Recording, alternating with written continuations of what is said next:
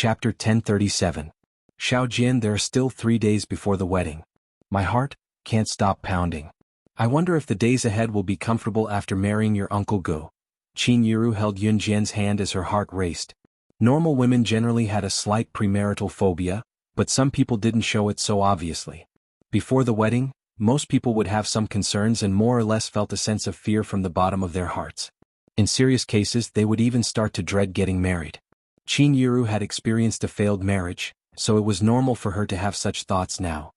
Mom, Uncle Gu is sincere to you. You don't have to worry about anything now. What you should do the most is to have a good sleep. I'll take care of everything else. Yun Jian patted Qin Yiru's palm comfortingly and pressed her lips into a faint smile. I've sent out all the invitations. Mom, rest well now and wait for the 21st of May to put on your beautiful wedding gown. Yun Jian had settled everything. Hearing Yun Jian's words, Qin Yiru's uneasiness calmed down instantly. Yiru, Officer Gu is a good man. Trust my judgment. Dong Ruan, who had heard Qin Yiru and Yun Jian's conversation, walked in from the door. Dong Ruan was a high-ranking official and was busy with work. Due to Qin Yiru's impending wedding, she had put aside everything she was busy with and applied for a week's leave, planning to accompany Qin Yiru through the wedding. When Qin Yiru had dropped out of high school, she could not do anything for Qin Yiru. Now that Qin Yiru had finally found her happiness as a friend, she should stay by her side. It was not too late to make up for what she did not have the chance to do in the past. This time, she wanted her best friend, who had accompanied her since she was a teenager to her middle age, to get married in a grand manner. However, why was her Yiru getting married again? She was not marrying a bastard like Yin Gang either. She could not bear to part with her. Dong Ruan swallowed the jealousy in her heart and walked over to hug Qin Yiru. Yiru, if you dare to be unhappy, I promise I'll break Gu Yunjian's legs. After decades, Dong Ruan finally expressed her thoughts. Although her words were a little extreme, Qin Yiru knew that Dong Ruan would not really break Gu Yunjian's legs. She was just trying to make herself happy in another way. Even if the mountains collapsed and the earth cracked, there would always be such a person behind you, silently protecting you. She is not your relative, nor is she your biological parent, but she cares for you from the bottom of her heart. They had been good sisters for decades and had been friends for a lifetime. This was a friendship that could be brought to the grave. Looking at Dong Ruan and Qin Yiru, Yun Jian smiled as well. It was then that Yun Jian's phone rang. A call at this time was simply ruining the atmosphere. Yun Jian hung up the call and walked out of the house. On her way out, she closed the door behind her. Then she took out her phone again and dialed the number. When she called back, Yun Jian was already walking down the stairs in her flats. When she was halfway down the stairs, the call was picked up. Sister Jian, it's Diane. We're in Longmen City. Where are you? The voice of Diane, the leader of the Wuxia mercenaries intelligence team, came from the other end of the phone. Chapter 1038. Yun Jian had sent out quite a number of invitations in the name of Wuxia mercenaries. With Wuxia mercenaries' identity, how could these people not come when they had sent out invitations to influential figures in the world? Wuxia mercenaries. Wuxia mercenaries were an existence that could stand shoulder to shoulder with an Hun group. Sending out invitations in the name of Wuxia mercenaries to influential figures in the world was not a question of whether they would come. Even if they were not invited, the influential figures in the world would rush to Longmen City at the speed of a rocket when they heard about it. If someone were to ask around, they would know that the large hotels and five-star hotels in Longmen City were fully booked. Generally, those who were qualified to stay in a five-star hotel were usually the rich and wealthy. The average citizen did not have the financial ability or the need to choose to stay in expensive five-star hotels. Therefore, five-star hotels would usually have leftover rooms. These days, however, these five-star hotels were not only fully booked but there were also many foreigners. Yun Jian was well aware of this.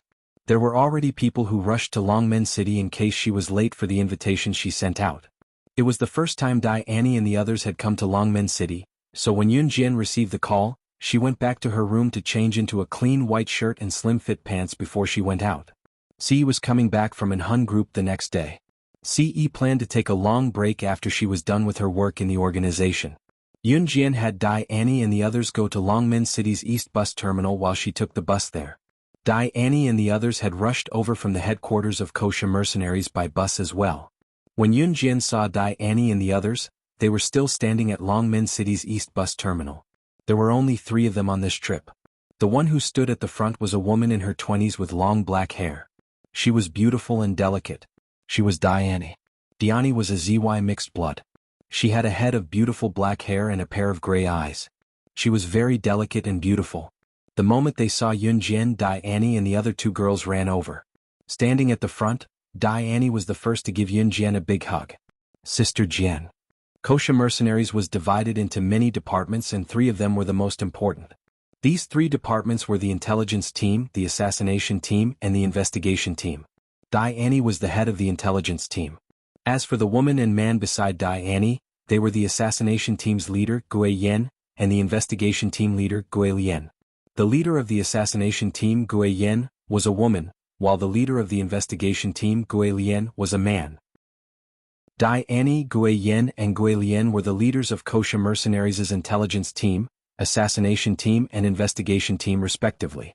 They were one of the important high-ranking members in the hierarchy of Kosha Mercenaries. Back in Kosha Mercenaries, Gui Yen and Gui Lian had met Yunjian as well, so both of them greeted Yunjian as Sister Jian. Right, Sister Jian, Elder Snake. Lizard and the others will only arrive in Longmen City in 2 days, Diane told Yunjian as she recalled Snake. Lizard's instruction. Yunjian pressed her lips together before curling her lips into a smile and said after a beat, I know. Yunju's sister? At this moment, a surprised voice was heard. Yunjian raised a brow when she heard the voice. Just as she turned around, she saw Miss Lu who had just alighted from a city bus and was greeting her. Miss Lu was Xiao Yunju's homeroom teacher in school and the one who had slandered Xiao Yunju back then. Chapter 1039. Yunjian's stunning performance at Xiao Yunju's school had been witnessed by Miss Lu, as well as Xiao Yunju's classmates and parents.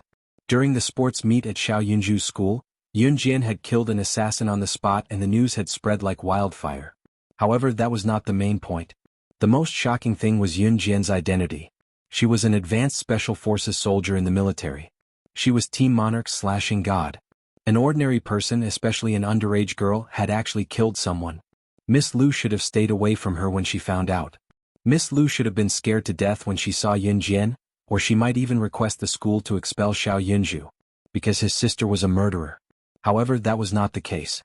With the identity of an advanced special forces soldier and Team Monarch/God, not only was Miss Lu not afraid of Yunjian, she even thought that Yunjian was the embodiment of justice. Therefore, Miss Lu walked over with a smile on her face. Sister Yunju, I didn't expect to see you here. What? Are you here to take the bus from East Station too? Miss Lu walked over with a smile.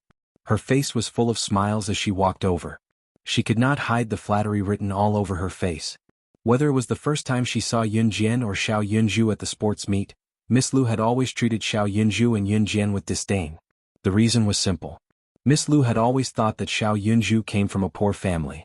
Therefore, Miss Lu had no patience for Xiao Yunju. However, it was different this time. After knowing that Yunjian was an advanced special forces soldier, especially knowing that Yunjian was Team Monarch/God, Miss Lu's attitude towards Yunjian and Xiao Yunju changed instantly. Yunjian was already an advanced special forces soldier at such a young age. From this, it could be deduced that Yunjian's future was definitely not something an ordinary person could compare with. Therefore, when Teacher Lu saw Yunjian, she called out to her in order to get close to her. Yunjian did not have a good impression of Xiao Yunju's homeroom teacher, Teacher Lu. She only glanced at Teacher Lu from the corner of her eyes and replied coldly, "Yes, I'm here to pick up my friend." She didn't want to say anything else. "So you're here to pick up friends?" Teacher Lu glanced at Diane, Gui Yen, and Gui Lian before nodding in satisfaction.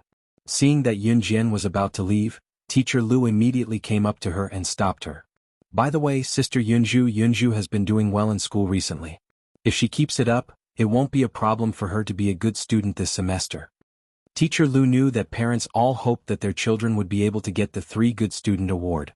Hence, in order to get closer to Yunjian, she used all her trump cards. Her words were filled with the intention of getting close to her. Teacher Lu was the classic, "I don't care if you're down and out, but if you're rich, let's be good friends" kind of person. However, what Teacher Lu did not know was that Yunjian did not like flattery, nor did she like these fake things.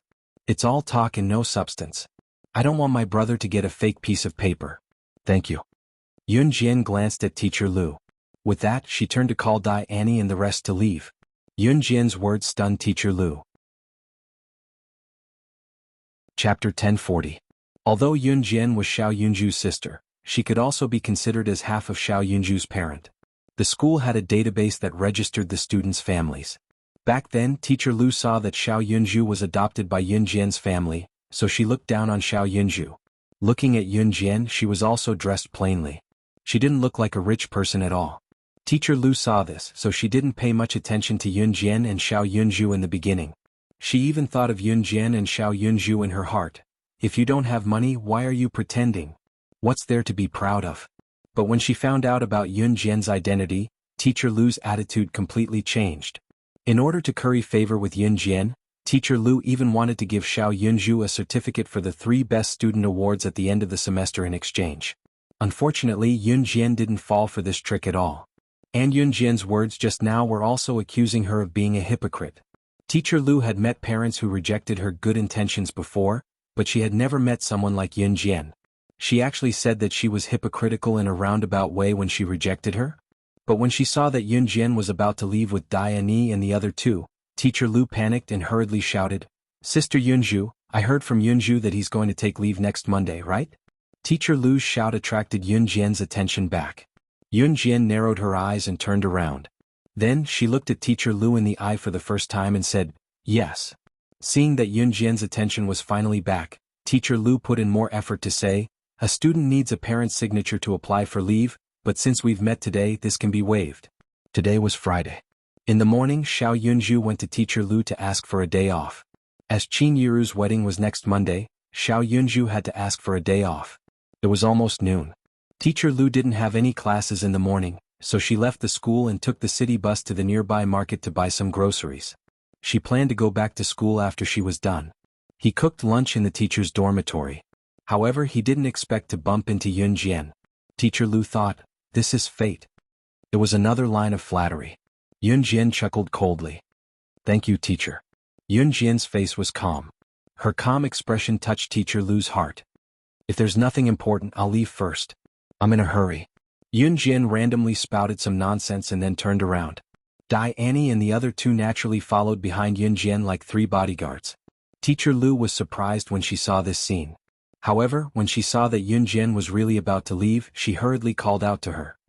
"Sister Yunjian, is your mother getting married next Monday?" When a student asked for leave from a teacher, they had to give a reason. Otherwise, the teacher wouldn't agree. The teacher would even use a superior tone to curse the student for doing anything to play truant. Therefore, Xiao Yunju had developed a habit of asking for leave from Teacher Lu. After asking for leave, he would immediately give the reason so that the teacher wouldn't mistakenly think that he was asking for leave to play truant. Yes. Yunjian didn't turn around this time. She turned sideways and looked at Teacher Lu from the corner of her eyes. "Oh, I see. Coincidentally, I don't have classes next week. Sister Yunju, do you mind if I attend the wedding together?" Teacher Lu asked shamelessly. Chapter 1041. To be honest, since Ms. Lu dared to say this, it meant that she was confident that Yunjian would agree. After all, Yunjian's younger brother, Xiao Yunju, was studying in her class. If Yunjian did not agree, it would not do. Disagree? Sure, if Yunjian dared to disagree, she would catch Xiao Yunju red-handed. Most of the teachers nowadays were like this. Of course, it did not exclude the truly good ones. There were not many left who could meet a truly good teacher who was neither biased nor snobbish. If you could meet one, please cherish it. Teacher Lu's confident face made Annie, Guiyan and Guilian jump in shock.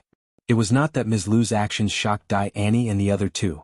Instead, from the moment Ms. Lu greeted Yunjian until now, Annie and the other 2 could clearly sense Yunjian's disgust toward Ms. Lu. That was one of the reasons.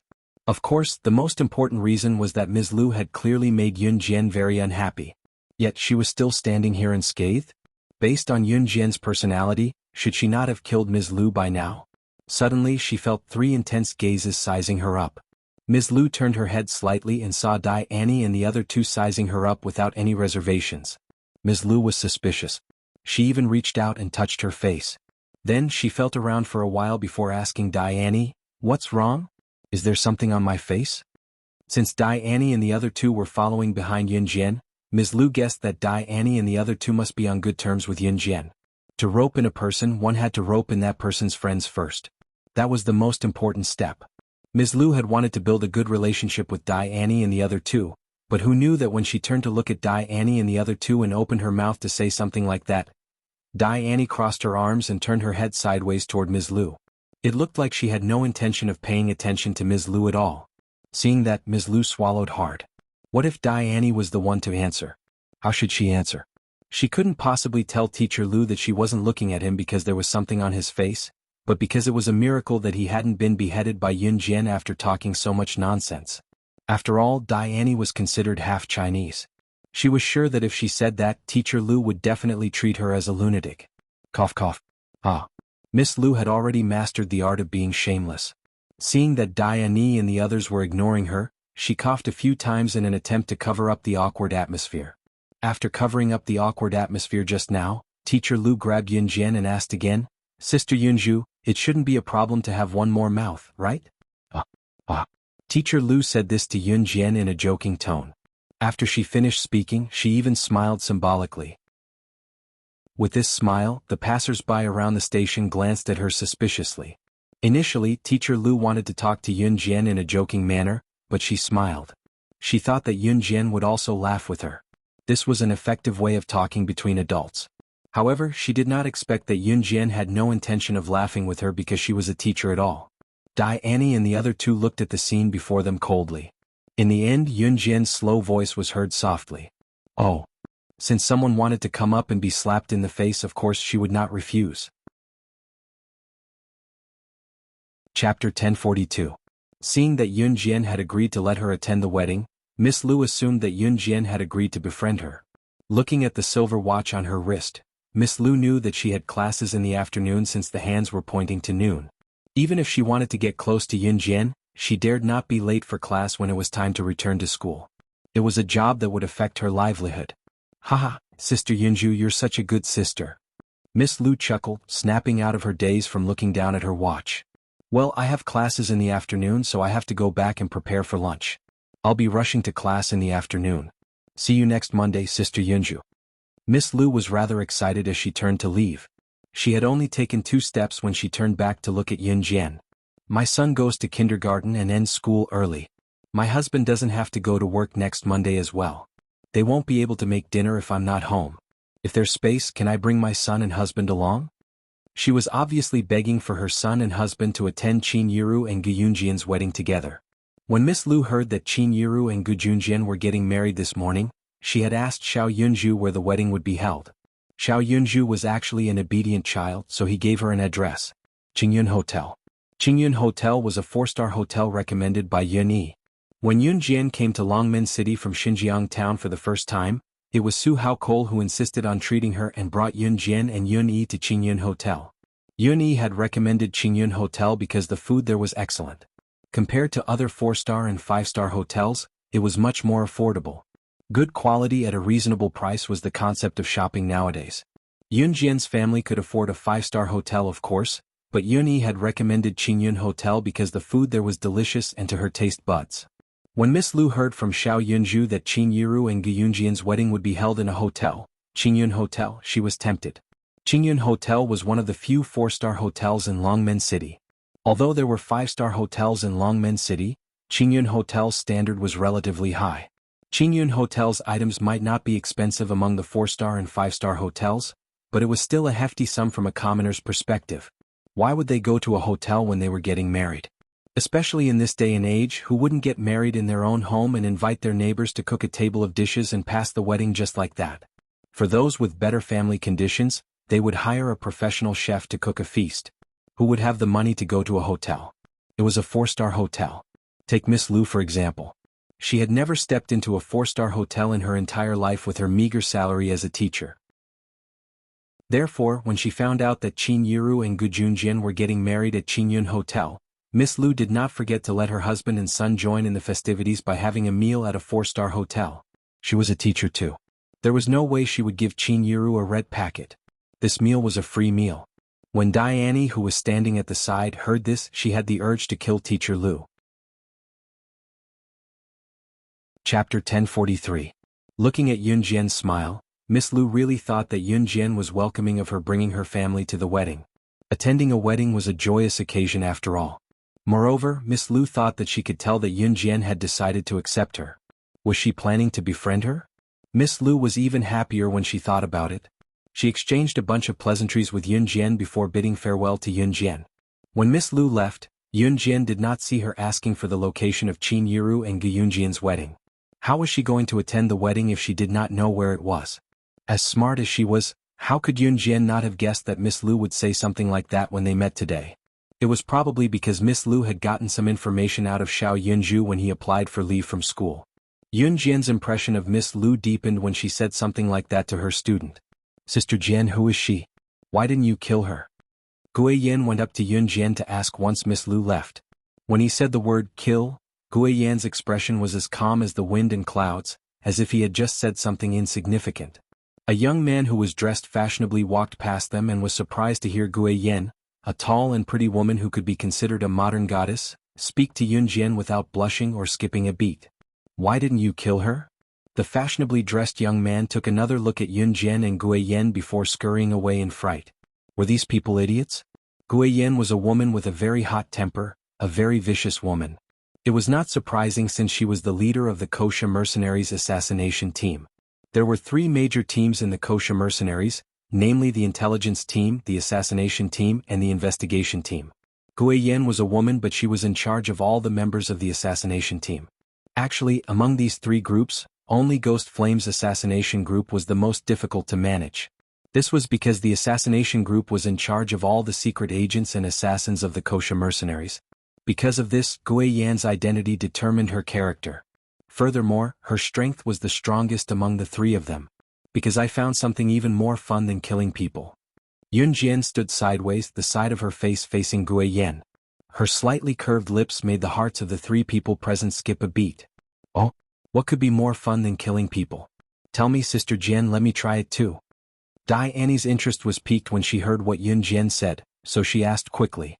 Yun Jian turned her gaze back to Dai Annie. She paused for a moment before curling her lips and saying, "Guess." After saying that, she took the lead and walked forward. Diani and Ghost Flame, who were still standing on the spot, were confused. For people like Diana and Gui Yan, who had always been at the top of the world, only by killing those who made them unhappy could they feel satisfied. Yun Jian used to think so too.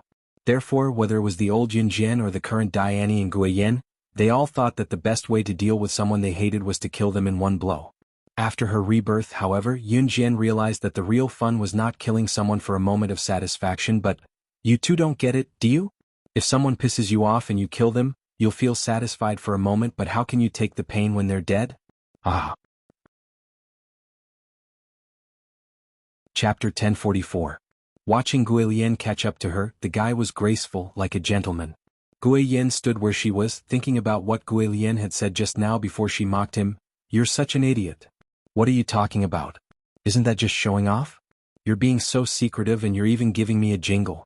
Gui Yan first complained to Gui Yan. Just as he finished speaking, Gui Yan's mouth twitched as he suddenly thought of something. Is Sister Jian someone who needs to brag? Was the boss of the international Kosha mercenaries someone who needed to brag? No way. With Sister Jian's status, she was someone people would be begging to meet internationally. Why would she need to do something as vulgar as bragging? Before Gui Yan could dwell on it, Dai Annie hit the nail on the head. Ah, this is different. If you're just bragging, our Sister Jian doesn't need it.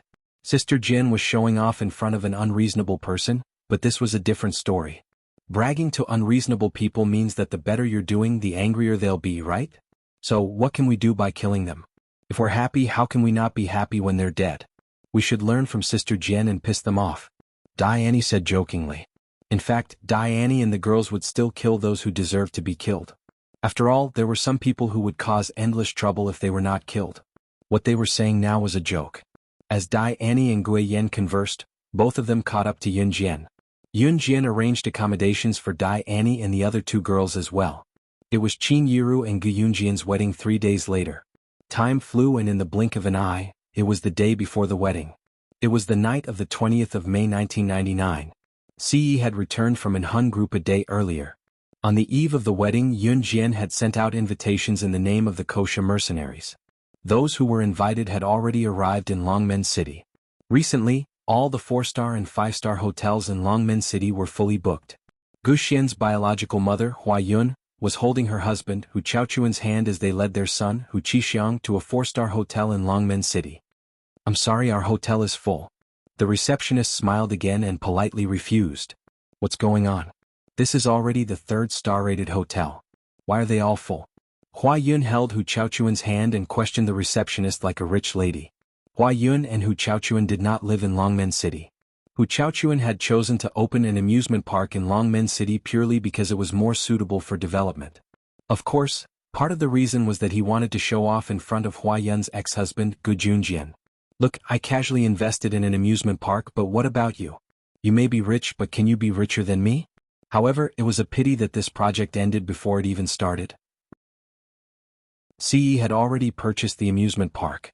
It was now Yi's, but Hua Yun and Hu Chaochuan were unaware of it. "I'm sorry, sir and madam. I don't know why there have been a lot of guests these days, so..." The receptionist smiled awkwardly. "There's not even a room? I say, what's your hotel for? You actually..." Hua Yun wanted to press further. Hu Chaochuan stopped Hua Yun's hand. "My baby, don't be mad. There's no star-rated hotel. Let's just stay in a normal hotel for a night." Hua Yun's face darkened when she heard that they were going to a low-class place like a normal hotel. In spite of it, Hu Chaochuan quickly made Hua Yun smile again. Chapter 1045. When the receptionist heard Hu Chaochuan's words, she was very surprised. However, the receptionist could only look at the 2 customers in front of her and smile. In the end, the receptionist watched Hua Yun and Hu Chaochuan leave while holding Hu Qixiang's hand. It was only when the 3 of them left that she heaved a sigh of relief. She then picked up the phone at the front desk and dialed the hotel's general manager. "General manager, all the rooms in our hotel tonight, including the deluxe suites, have been sold out. I heard from a woman who wanted to check in, but it's already full. She's already at the 3rd star-rated hotel." The receptionist reported what she had just learned to the general manager. On the other end of the phone, the general manager's voice continued, "Many important people have come to Longmen City recently. Take it easy and don't offend anyone." "Yes, yes, yes," the receptionist answered when she heard that many important people had come to Longmen City.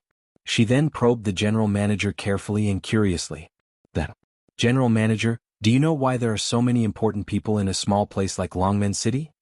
The receptionist was purely curious. Curiosity killed the cat. There was a saying that made sense. "How would I know about the important people's business? Do you think I'm a god? Just do your job." The general manager roared at the receptionist in annoyance. The roar frightened the receptionist so much that she put down the phone at once and told the general manager hastily, "I understand. Thank you, General Manager." Just as she finished, she saw a young girl walking in from the hotel's entrance not long after Hua Yun and Hu Chaochuan left. The girl had a high ponytail, but it was not tied to the top of her head.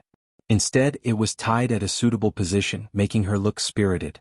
The girl's flawless face was slowly approaching her. Even the receptionist, who was a woman, could not help being dumbstruck. "Hello, how may I help you?" The receptionist greeted Yun Jian politely. "I'm looking for someone," Yun Jian said with a smile. Yun Jian was already at the front desk when she finished speaking and rubbed her fingertips on the table. After a moment of silence, she finally asked, "Where's room 3106? With the guidance of the receptionist, Yun Jian quickly arrived at the east side of the 3rd floor of the hotel. She was the 6th room from here. When Yun Jian knocked on the door of room 3106, the door opened and she immediately went in. The door was then closed and locked. Yun Jian looked at the snake lizard in front of her and smiled. "Sister Jian, everything's ready for tomorrow, snake?" Lizard told Yun Jian calmly, looking at her. What he got in return was a light nod from Yun Jian. "By the way, tell Raccoon to work harder tomorrow morning and wake up early to do my mom's makeup." As Yun Jian spoke, she walked to the big bed in Snake Lizard's room and sat down lazily. "All right, Snake."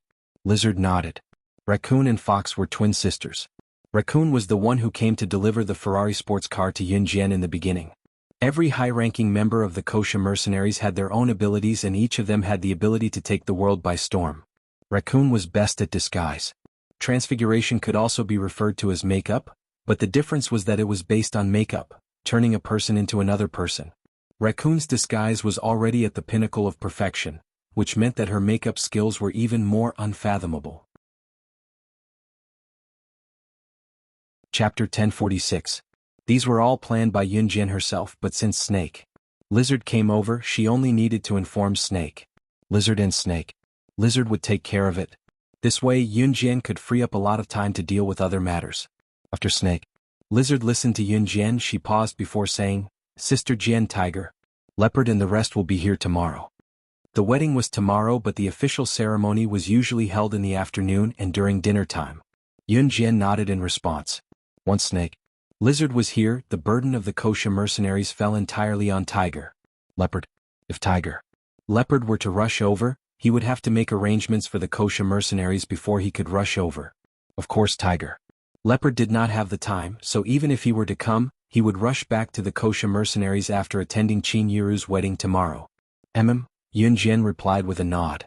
Yunjian came here purely to brief Snake. Lizard on the arrangements like she was taking a stroll before she went downstairs. Just as Yunjian turned around and was about to leave with her hand on the door lock, Snake. Lizard's voice came from behind her again. Sister Jin, the Ferrari sports car you sent for repair last time is fixed. It can be brought back to Longmen City tonight. I'll send it over for you tomorrow morning. Yunjian paused before she turned to the side and hummed in response. The brakes of her Ferrari sports car had malfunctioned and it had been sent to the factory for repair. Due to her connection with the kosher mercenaries, the sports car was repaired at the fastest speed possible and sent back. Yunjian's fiery red Ferrari was her favorite car that had accompanied her for years. If she could use this sports car to carry Qin Yiru to her wedding tomorrow, it would be the most gratifying thing for Yunjian. Send it over earlier tomorrow, Yunjian said again before she opened the door to Snake. Lizard's room and walked out. Snake. Lizard did not follow her. When she saw Yunjian leave the room she said, see you tomorrow, and closed the door again. Yunjian tucked her hands into her pants pockets lazily and strolled out of the hotel. Just as she stepped out, the spring rain was still falling. Yunjian took a whiff of the spring air and a tall man holding a black umbrella appeared beside her. Ce stood beside Yunjian with a black umbrella. Let's go home, Yunjian said with a press of her lips as she walked down the stairs with Ce beside her. Ce asked softly, back to Xinjiang town? Amen. Yunjian nodded and followed Ce to his Lamborghini sports car. Although Qin Yiru was getting married for the second time, she was still getting married. Most people would keep their second marriage a simple one as they would not want others to know about it. However, Qin Yiru still had to marry from Zhang Meihua's family to save face. Of course, this was also a local custom. It was impossible for Qin Yiru to marry from Dong Ruan's family when her mother, Zhang Meihua, was still alive, right? If she really did that, she would definitely be gossiped about in this day and age. Yunjian had just fastened her seatbelt when she got into the car when she saw that Ce had not started the car. She frowned and was about to ask Ce why he had not started the car. Ce had already turned sideways and hugged Yunjian. A familiar scent wafted into her nose and Yunjian was stunned. However, she placed her hand on Ce's back and hugged him gently. His chin rested on her shoulder as his breath blew beside her ear. Xiao Jin, you're moving away after your mom gets married? Feeling one of the girl's plump breasts pressed against his chest, Ce moved closer and hugged her as he asked faintly. Chapter 1047. There was no way he was going to admit that ever since Qin Yiru and Gu Junjin got together and set a wedding date, they were planning to get married. He was not worried about Qin Yiru being unhappy. Being with Gu Junjin, Qin Yiru was destined to be happy. This was not even within the scope of his concern. Instead, he was worried that Qin Yiru would move to Gu Junjin's place and bring his Xiao Jian along. He had no objections to anything else, but bringing his Xiao Jian along was something he would not agree to. His Xiao Jian had to go to school and they did not have much time to see each other. If Yunjian moved to Gu Junjin's place, how was he going to openly hug her to sleep? How was he going to see Xiao Jian every day? You're coming too. Yunjian curled her lips at Ce's words and spoke like she was joking. If Ce went with her, he would be no different from a live-in son-in-law. Yunjian chuckled inwardly. She had never tried to embarrass the leader of the world's top assassin organization. She had never heard of anyone who could do so either. Today she was going to make a precedent. Sensing that the woman in his arms was secretly delighted, Ce did not expose her. Instead he replied softly, okay. Of course he had to go. How dare she plot against him? How could he let her off so easily? As he thought about it, a naughty idea popped up in Ce's mind. In the end, Ce drove Yunjian back to Xinjiang town. Qin Yiru, Dong Ruan, Xiao Yunju, and the others were already in Xinjiang town. They would be busy the next morning and there were things that had to be done early in the morning. Qin Yiru was getting married in Xinjiang town, so the day before the wedding she had to stay in the town. However, Adam, Lan Su, and Mo Sen still lived in Dong Ruan's house. After all, Zhang Meihua's house, which was Qin Yiru's elder brother Qin Liqian's house, did not have so many guest rooms. Ce drove the Lamborghini back to Zhang Meihua's house in Xinjiang town with Yun Jian, leaving behind potholes on the cement ground caused by the drizzle. From afar, he could see that Zhang Meihua's house was brightly lit, and there were many people standing in the house. After the car came to a stop, Ce got out of the car first. He took out the black umbrella, opened it and walked over to Yun Jian's front passenger seat. He opened the car door and gently shielded Yun Jian from the roof. Then he led Yun Jian into Zhang Meihua's home. There were many people standing in the house. Of course, the important figures whom Yun Jian had invited to attend the wedding in the name of kosher mercenaries were unaware that they were not present. They only knew that on May 21, 1999, at 5 in the evening, a grand wedding was held at Tranquil Harmony Hotel. At the moment there were not only Dong Ruan and Xiao Yunju who were playing in Zhang Meihua's house, but there were also some relatives, friends and neighbors who had come to collect their wedding gifts. Gu Junjian was not present as well. The bride and groom were not allowed to meet on the night before the wedding. This was a custom. "Oh Yiru, I didn't expect you to get married again. Haha, your second marriage partner is a rich man too. You can even hold your wedding in a 4-star hotel. There aren't many daughters in our village who can get married like you. Isn't that so? Our Yiru is so blessed. Her daughter is the director of new crews and her husband is a high-ranking officer in the military." 2 female neighbors from the same village came over to express their goodwill and gave Qin Yiru 50 yuan as a wedding gift before speaking in a slightly jealous and envious tone. Amidst the jubilation, another woman standing not far away spoke to Qin Yiru in an even more jealous and obviously unhappy tone. Chapter 1048. The woman who spoke to Qin Yiru out of kindness but was actually very jealous was Yang Xiaochun, a neighbor who lived near Yun Gang's house when Qin Yiru and Yun Gang were still husband and wife. Yang Xiaochun was considered Qin Yiru's neighbor but they did not keep in touch after that. When Qin Yiru was down and out, Yang Xiaochun did not even bother with Qin Yiru. What about recently? Yang Xiaochun heard that Qin Yiru was getting married for the second time and that the other party was a soldier. She also heard that Qin Yiru's daughter had become the director of new crews. A rural woman like Yang Xiaochun had no idea what kind of company new crews was. It was precisely because she did not know about new crews. She had only heard that the company was impressive and was considered well known in Longmen City. Working in new crews also paid a lot. That was why Yang Xiaochun reluctantly gave Qin Yiru 20 yuan as a gift and wanted to get closer to Qin Yiru. There were always people in this world who thought that they were very close to you and wanted to give you a 20 yuan gift. After giving you the money they would be good friends again. Yang Xiaochun was such a person. She did not like Qin Yiru at all in the past. There was even one time when Qin Yiru was cooking at home and there was no salt at home. Qin Yiru had gone to Yang Xiaochun's house to borrow some. Yang Xiaochun clearly had salt at home but she was stingy, thinking that Qin Yiru would not return the salt she borrowed in the future, so she lied and said that there was no salt at home. Qin Yiru had actually gone to borrow it when she saw that Yang Xiaochun's husband had just bought a pack of salt. It was just that Qin Yiru was too embarrassed to ask for it when Yang Xiaochun refused to give it to her. Since then, however, Qin Yiru had been planning to stay away from Yang Xiaochun. Qin Yiru did not expect Yang Xiaochun to come to her house today and even give her a gift when she used to be so stingy. But in reality, 20 renminbi was considered a small amount even in the amount of money given in 1999. Generally speaking, only those old women who were so poor that they couldn't even afford to have enough food and clothing would give 20 yuan as a wedding gift for a family in the countryside. Qin Yiru did not like Yang Xiaochun to begin with. Now that Yang Xiaochun had given her a gift, she thought that she had the right to speak and even pointed fingers at Qin Yiru. The first reason Yang Xiaochun said that was jealousy. She was jealous that Qin Yiru's second marriage was more than 10 times better than other girls' marriages. No one in Xinjiang town could compare to Gu Yunjian's family background. Even in Longmen City, Gu Yunjian's family background was one of the best. Seeing that Qin Yiru was fiddling with the bridal headdress for tomorrow and ignoring her, Yang Xiaochun was indignant and said again, Yiru, we've been together for so long. Oh Yiru, we've been neighbors for more than 10 years. Do you think I'd harm you? What are women most afraid of? What we're most afraid of is not marrying well and having a second marriage with a family after a divorce. It's uncertain if the man will treat you well in the future if you marry him. I think you're still the same as Ahua in Xinjiang town last month. Didn't she just throw a simple banquet for her second marriage and let it pass just like that? Dong Ruan had gone to the washroom and did not support Qin Yiru, so Yang Xiaochun could still spout so much nonsense. As she spoke, Yun Jian was already in front of Qin Yiru. Chapter 1049. Yun Jian's words hinted that Yang Xiaochun was just an outsider. What right did she have to criticize her family's affairs? There were plenty of gossipy women like Yang Xiaochun in the countryside. In the city, there were more people who wrapped themselves up like noble women and thought they were high and mighty like Hua Yun.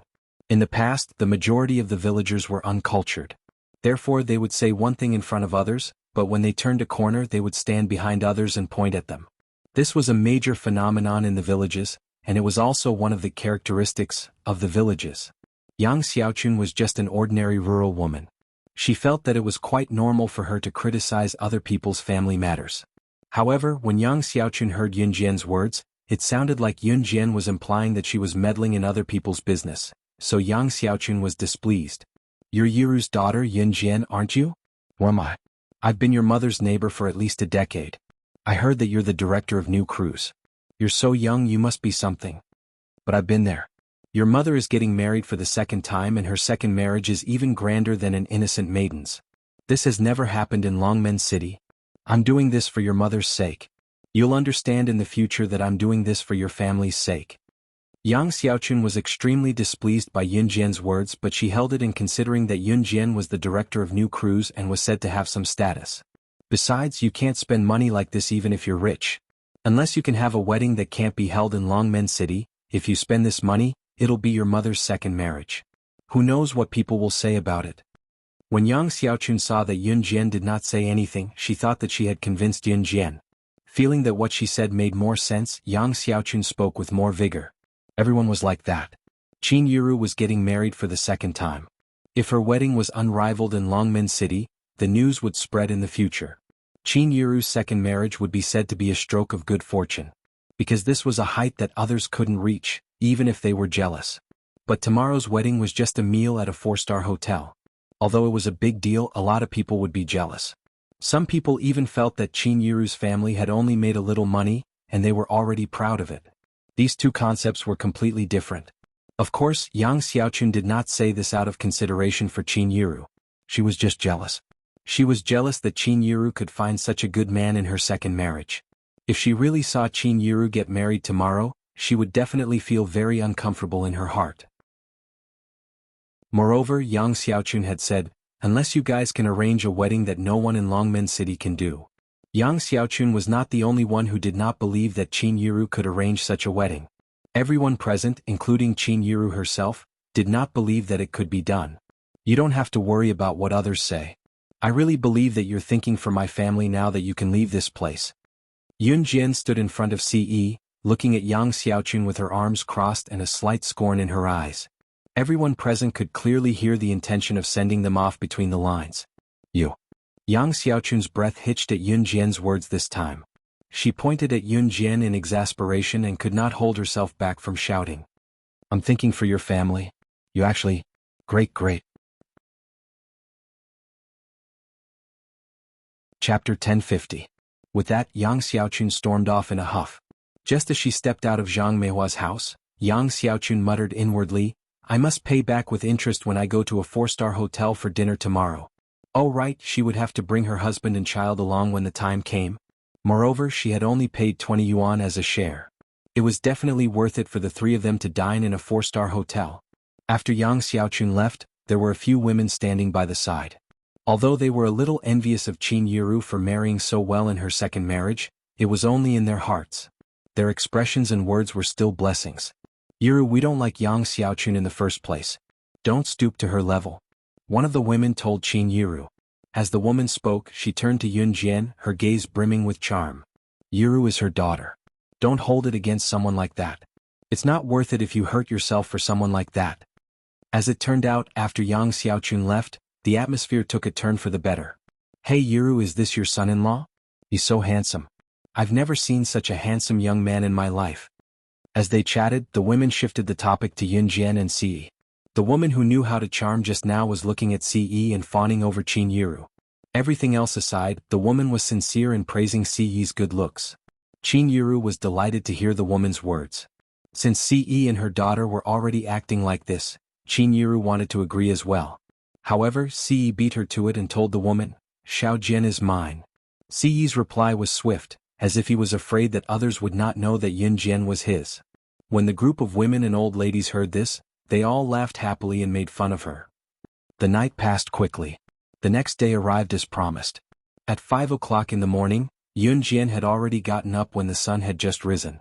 On the morning of May 21, 1999, the sun rose with a smile. Last night it was still drizzling and the night breeze was chilly. On the morning of the 21st, the sky was completely clear. White clouds even appeared on the horizon in the morning, indicating that it was going to be a sunny day. Hurry up and prepare breakfast. After breakfast, we can prepare lunch to welcome the wedding team. Some neighbors came to help and started to get busy. Dinner was eaten in a 4-star hotel, but lunch was ordered in a large pot of rice. There were many customs for marriage in the countryside. For example, what time the dowry should be delivered to the groom's house, and what time the bride should be delivered to the groom's house. At this moment in Qin Yiru's room, Yun Jian stood in front. Qin Yiru sat in front of a simple dressing table. There were a few women standing beside her. One of them was Yang Xiaochun from yesterday. Raccoon was squatting on the floor and organizing her makeup box that was several layers thick. She had yet to put on Qin Yiru's makeup. The makeup box was actually used by Raccoon to disguise people. Raccoon had a baby face, so she looked very young. She looked like she was only 15 despite being 25 years old. Watching Raccoon squatting on the floor and organizing the makeup box, Yang Xiaochun's untimely voice rang again. How old is this girl? Does she really know how to put on makeup? Watching Raccoon take out various items from the makeup box skillfully, Yang Xiaochun was reminded that she did not know anything, so she spoke sourly again. Chapter 1051. Despite what Yang Xiaochun had said yesterday, she did not plan to fall out with Qin Yiru and Yun Jian. After all, Qin Yiru was going to marry a rich man and Yun Jian was the director of new crews now. She dared not offend someone of such high status. Yang Xiaochun felt that everything she said was reasonable and she had a confidence that she did not know where it came from. She felt that she was right.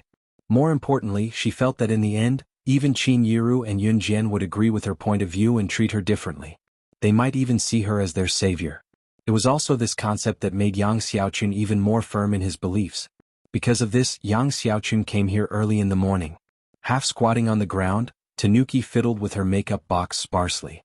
Listening to the incessant chatter, she resisted the urge to kill Yang Xiaochun and the group of chattering women and spoke to Yun Jian. Why are you here?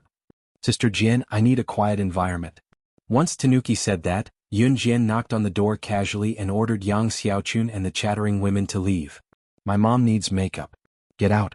She was not asking them to leave but ordering them to do so in a commanding tone. The chattering women, including Yang Xiaochun, were stunned by Yun Jian's firm tone. After all, girls were usually gentle and quiet. None of them were like Yun Jian, who would order people around the moment she opened her mouth. In spite of it, considering that Yun Jian was the director of new crews, she was different in certain matters. Thus, the women went down the stairs while chattering. Yang Xiaochun, on the other hand, was a typical blabbermouth among the rural women. Once she heard Yun Jian's imposing words and saw the other women around her walking down the stairs, she grumbled as she followed them down the stairs. What's wrong with you? Oh my, what's with this person? It's a big day today. Forget that she didn't listen to me when I gave her some suggestions, she even chased us out. Say Yiru's daughter has quite the temper. She's earning a lot now, but with her temper, who would dare to marry her in the future? Yang Xiaochun had left in a huff yesterday, so she did not hear Ce saying that Xiao Jian was mine. The women around her glanced at Yang Xiaochun from the corner of their eyes but did not respond to her. Inside the room, Qin Yiru, who was already dressed in her wedding gown, sat in front of the dressing table.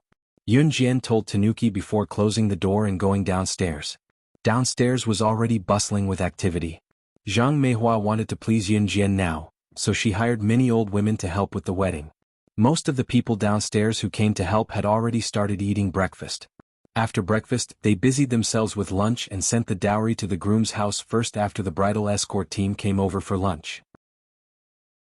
Then they set a time to send the bride to the groom's house at 3:30 p.m. After the lively ceremony was over, they would send the bride, groom and bride's relatives to Clear Rhythm Hotel at 4:30 p.m. for the wedding ceremony that night. This was the process of a village wedding in a big hotel. After breakfast, Yang Xiaochun sat on a stool to help peel potatoes.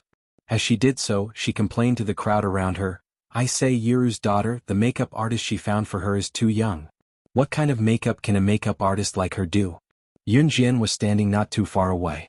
Just as Yang Xiaochun said that, someone pointed at the staircase noisily. "The bride is coming down?"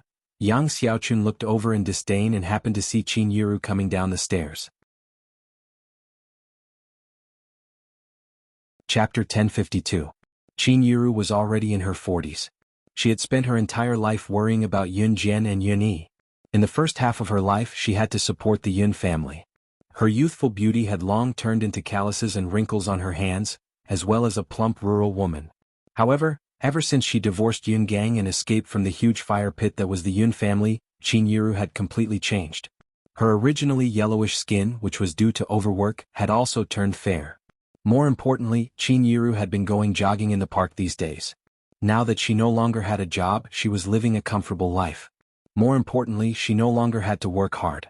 When a person's body and mind were comfortable, their weight would naturally decrease. Qin Yiru's current weight and appearance were both quite good. In addition, Qin Yiru's facial features were very good, which Yun Jian had inherited from her. Therefore, there was also Raccoon's exquisite makeup skills. Qin Yiru, who came down from the stairs, had on natural makeup. That simple and elegant makeup made it seem as if she was born with it. At first glance, her snow-white wedding dress outlined her graceful waist that had recently lost weight. No matter from which angle one looked at her, she was so beautiful that one could not take their eyes off her.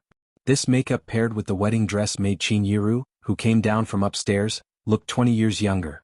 This makeup did not look thick, but it was actually very delicate. This was Raccoon's ability. She could cover up a person's makeup, but she could also make the person look younger by a few decades after the makeup. Raccoon could even disguise a person as another person. With just this bit of makeup, it was not difficult for her at all. However, after Qin Yiru put on the makeup, she did not look old at all, even when she stood next to Yun Jian. Therefore, when the people downstairs saw Qin Yiru, they all shouted in surprise. At this moment, Yang Xiaochun, who had been complaining to the people around her about how good Qin Yiru's makeup could be, stood there in a daze. On the other end, Qin Yiru slowly held onto the railing of the staircase and lifted the hem of her white wedding dress as she walked down. She was all smiles, but just by looking at her face she really looked like a young lady in her 20s. It was no exaggeration to say that this makeup made Qin Yiru look 20 years younger. Oh my god. Was this really Yiru? This was simply 20 years younger. The group of gossipy women who were standing there were all dumbfounded. They stood there in a daze, not knowing what to do. It wasn't that they were ignorant, but the impact of this makeup was too great. There wasn't a single person present who wasn't shocked. Among them, the one with the worst expression was Yang Xiaochun, because before this she had been criticizing Raccoon's makeup skills. What about now? Qin Yiru's makeup was probably second to none in the entire Longmen City, Zhe province, or even the entire country, who was as skilled as Raccoon. It was then that Yun Jian walked to Qin Yiru. She carefully helped Qin Yiru's hand up and pulled Qin Yiru downstairs. "Mom, I'll get breakfast for you. Take a seat first." Yun Jian had already pulled Qin Yiru to the dining table. Just as they reached the table, a young man from the same village who came to help suddenly rushed in. The young man ran in panting. Before he could finish his breath, he pointed in the direction of the door and shouted in horror, "The door! The entire road from the door to the groom's house is covered with a red carpet. From the beginning to the end. Who did this? What?" Everyone present was dumbfounded when they heard the young man's words. When ordinary families got married, the most they would do was to lay out a red carpet in the church. While red carpets were not the most expensive, it was still a huge expense to lay out more. In the end, the entire road from the door to the groom's house was covered with a red carpet? The groom's house was in Longmen City. It was a long distance from Xinjiang town. Everyone present was so scared that their faces froze. Chapter 1053. The group's attention was drawn to the melodious female voice, only to see Yun Jian with her arms crossed in front of her with a smirk, looking at everyone in front of her openly. When they saw that the melodious voice came from Yun Jian, everyone was shocked and terrified. When they snapped out of it, they suppressed their fear on the surface, but their hearts were in turmoil. What did the young man say? He said that it would start from Zhang Meihua's house, which was Xinjiang town, and end at Gu Yunjian's house in Longmen City. The distance should be at least 30 to 40 kilometers. 30 to 40 kilometers. 1 kilometer was 1,000 meters. A distance of 30 to 40 kilometers was covered with red carpets. How many red carpets would be used to pave the entire road? Just how much RMB would it take to achieve such a feat? It was unheard of in the entire Longmen City, Zhe province, or even the entire country. Especially in 1999, it was already considered respectable if people could afford 2 wedding cars in this era, especially if they were from a common brand. It was grand enough. As for laying out a red carpet that was 3 to 4 kilometers from the bride's house to the groom's house, those present had never heard of it. Even if they had thought of it, they would not dare to imagine it. How much would it cost? How much manpower would it take? Everyone present, including the gossipy women Yang Xiaochun, Zhang Meihua, Qin Laiqian's family, and many others who came to help, stared at the scene unfolding before them with widened eyes. Yun Jian took 2 steps toward the young man who had barged in with a roar just now. She wore a bright smile with a slight curl of her lips. Her face without any makeup was delicate and beautiful. Yun Jian pressed her lips together and said faintly, "Don't make a fuss. I got someone to pave it." Yang Xiaochun paled even more after Yun Jian spoke. Yang Xiaochun did not expect Yun Jian to be so rich. Was her new cruise really that profitable? Yang Xiaochun did not know that New Cruise was a company that sold cars. She merely thought that Yun Jian had started a small company. Yang Xiaochun's face was pale. She was jealous that Yun Jian could take out so much money. Therefore, as soon as Yun Jian finished speaking, Yang Xiaochun immediately said, How much will this cost? Even the rich don't have such extravagance." At this moment, the entire place was silent. Obviously, everyone was shocked by what Yun Jian had done. Even Qin Yiru was dumbfounded. At the same time, she stared blankly at the scene in front of her. However, Yang Xiaochun's words implied that Yun Jian had no money but pretended to be rich. Such a sentence stunned the surrounding people once again. There were even some people who couldn't stand it anymore, so they stood up and said to Yang Xiaochun, "Yang Xiaochun, you talk too much. Other people's family matters are none of your business. What are you saying?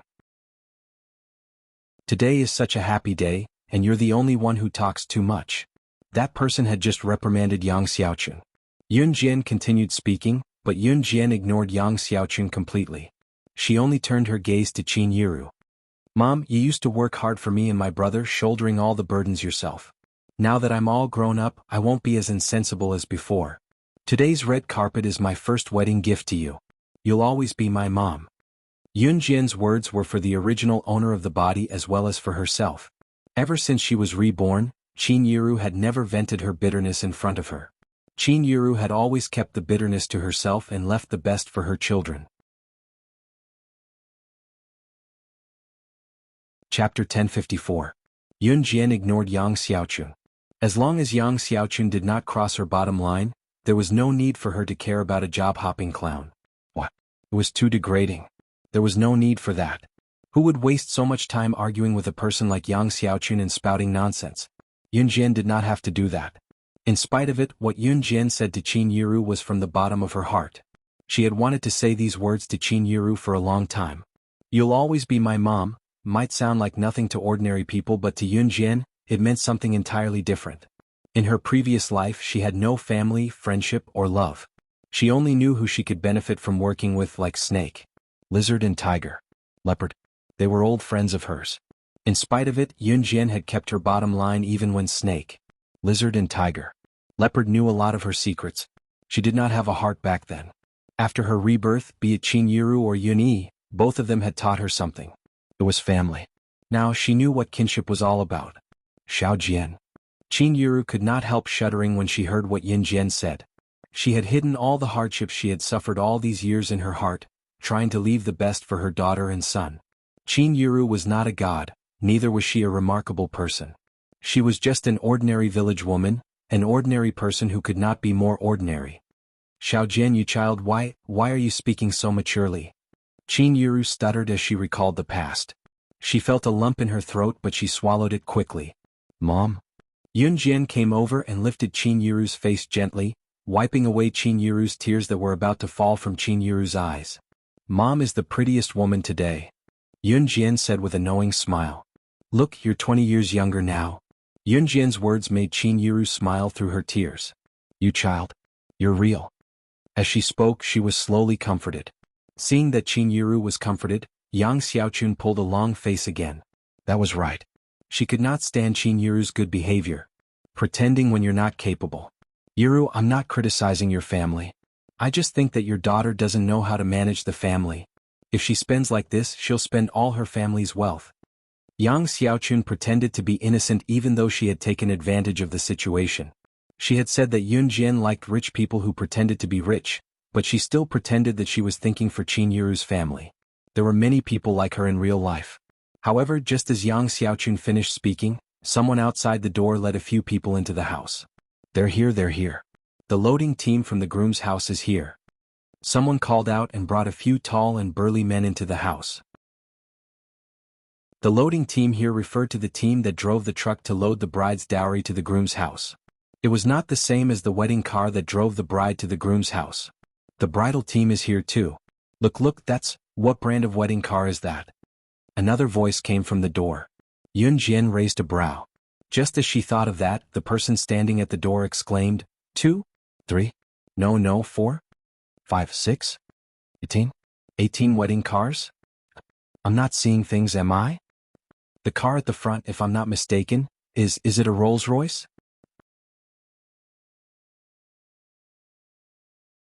Chapter 1055. Those standing at the door were burly men who had come to help. These men who Gu Junjian had sent to pack the dowry were brothers from the military. They had already entered the house. The men who were discussing outside the house were from the same village who had come to help. These men liked to read the newspaper while smoking a cigarette after they were done with work. They did not have any outstanding talents, but they read a lot of newspapers. Sometimes they could even see various branded cars printed in the newspaper. As for cars like Rolls-Royce and supercars, these men had seen them in the newspapers, but they had never seen a real car. Therefore they did not recognize it at first glance.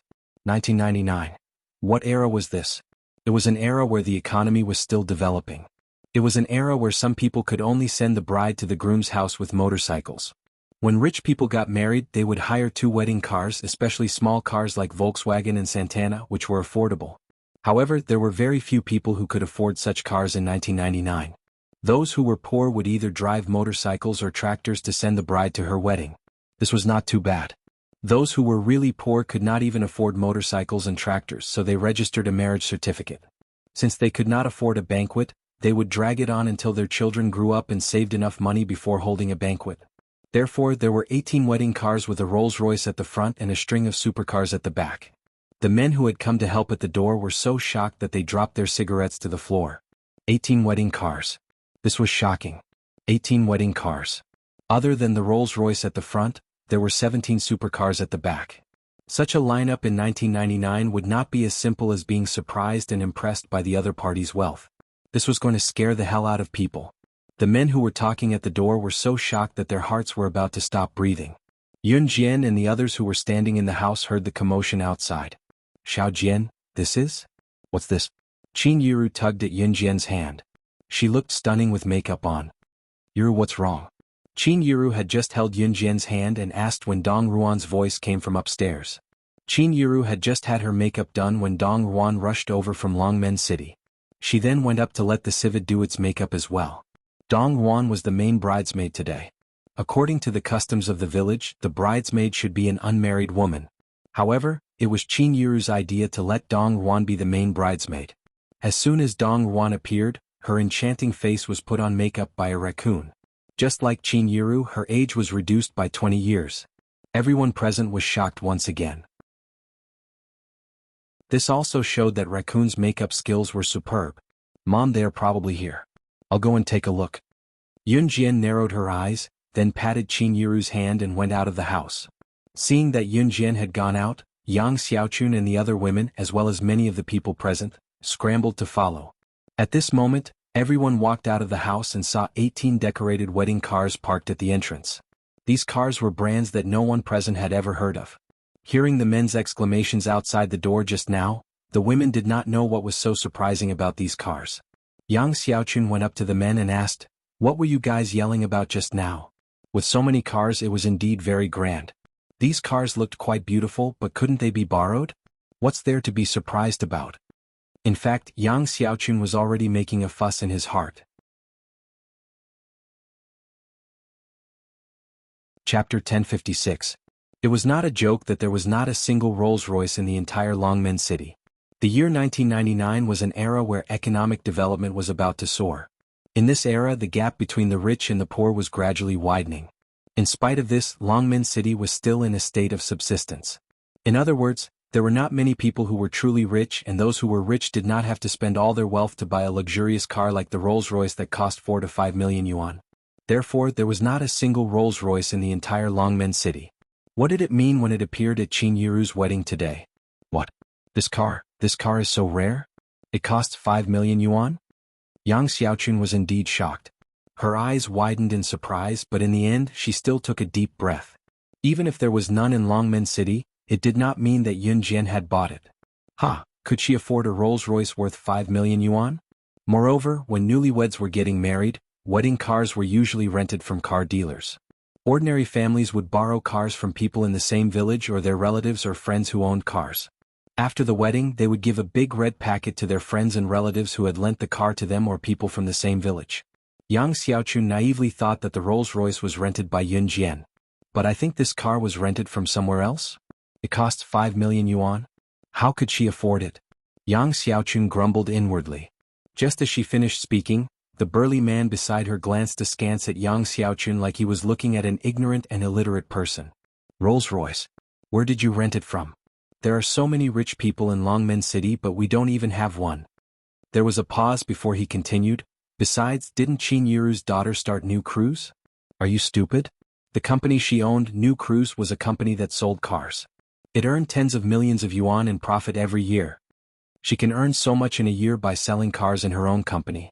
She can buy it herself. It's nothing. The burly man's words hit Yang Xiaochun right where her heart was. Yang Xiaochun thought that Yun Jian's New Cruise was a small company at most.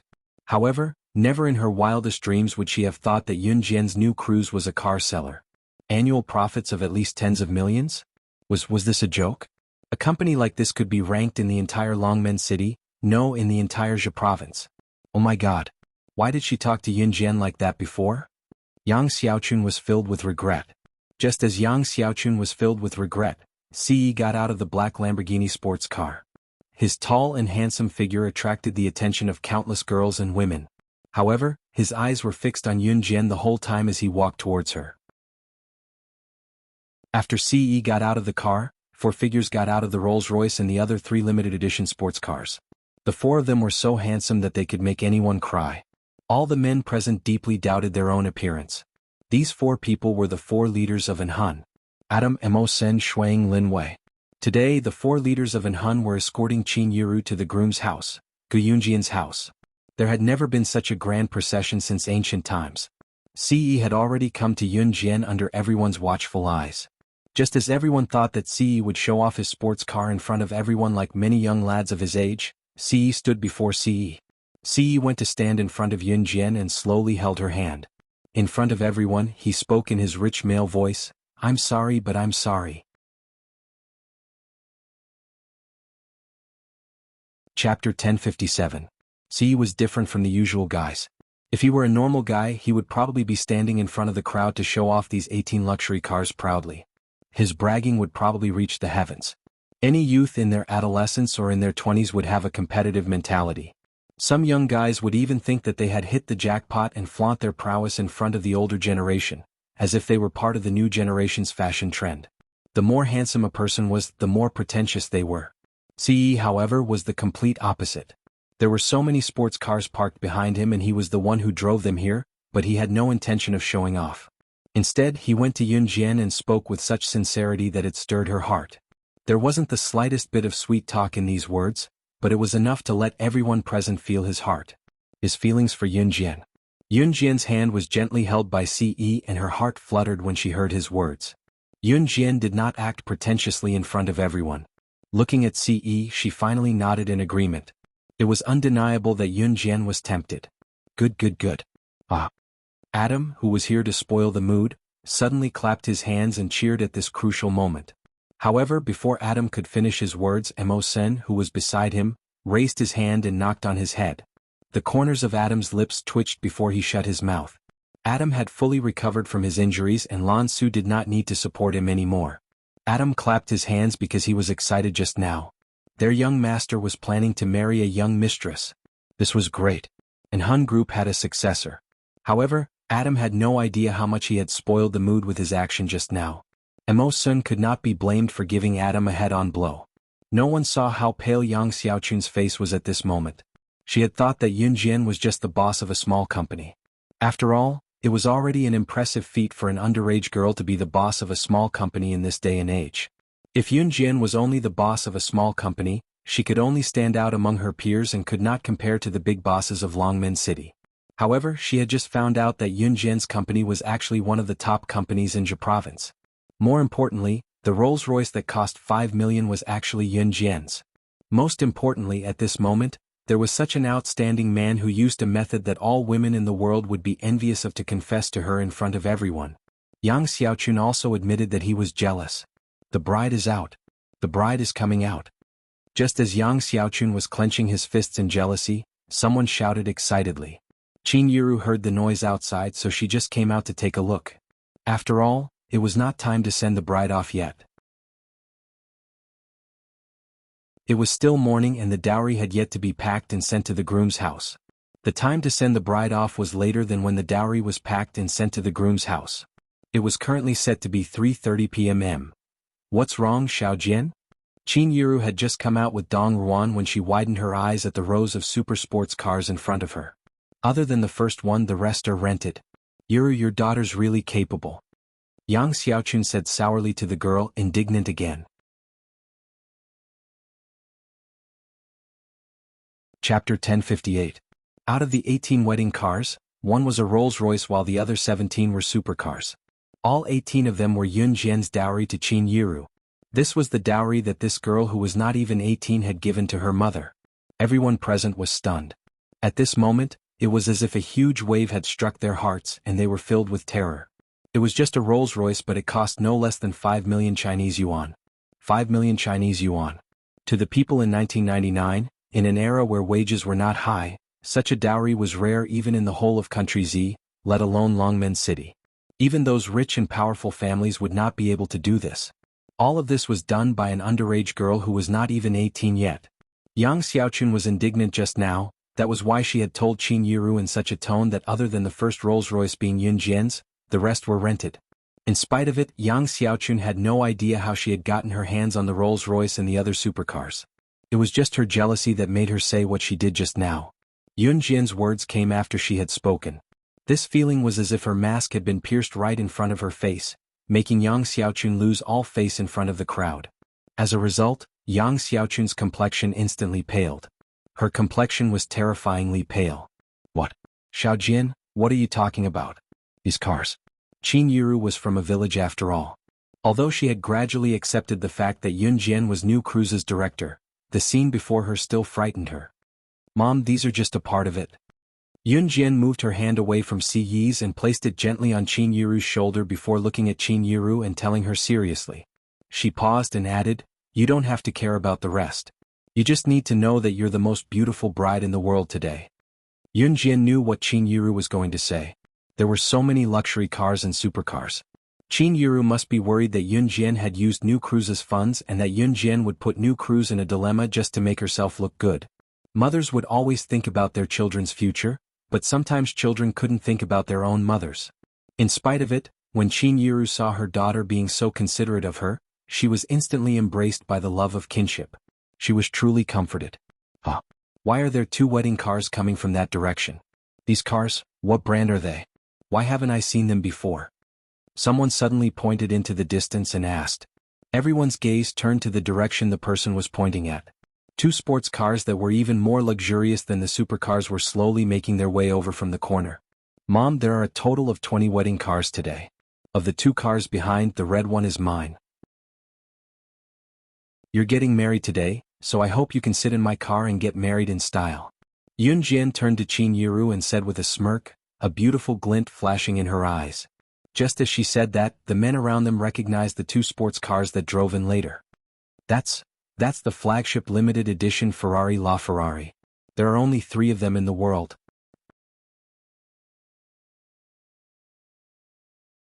Chapter 1059. These burly men were all from the countryside, but they had seen many reports about famous cars in the newspapers. Men usually loved toys like toy guns and racing cars when they were young, and they loved sports cars when they grew up. Therefore, when the burly men saw the Ferrari and Lamborghini limited edition sports cars slowly driving in, they were so scared that their eyeballs almost popped out. Yun Jian and Si Yi's cars did not make an appearance earlier because the previous 18 cars were Yun Jian's dowry for her mother, Qin Yiru. As for the 2 limited edition sports cars that came later, they belonged to Yun Jian and Si Yi. Yun Jian had been planning this for a long time. She planned to send Qin Yiru off to her wedding with her beloved cars that had been with her for 2 lifetimes in a grand manner. The few big men knew that the Ferrari and Lamborghini were expensive, but some of the women around them didn't know at all. From the outside, these 2 sports cars were indeed much better looking than the previous 18 cars. However, what was a limited edition flagship? They did not understand. Hey, what do you mean by a limited edition flagship? What's this about only being sold in the world? Yang Xiaochun went to one of the men to ask, since she did not understand. She had taken too many blows, but she did not believe that Yun Jian could give her another round of blows. Yang Xiaochun was only a village woman.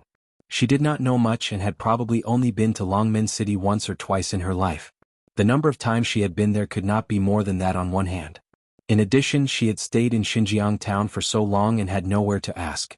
How could she possibly know what a limited edition flagship was? Oh my! You don't even know what a limited edition is. The man glanced at Yang Xiaochun like she was a country bumpkin and said. He paused again before he began to explain slowly, a limited edition product. The manufacturer only sells a few of the same product.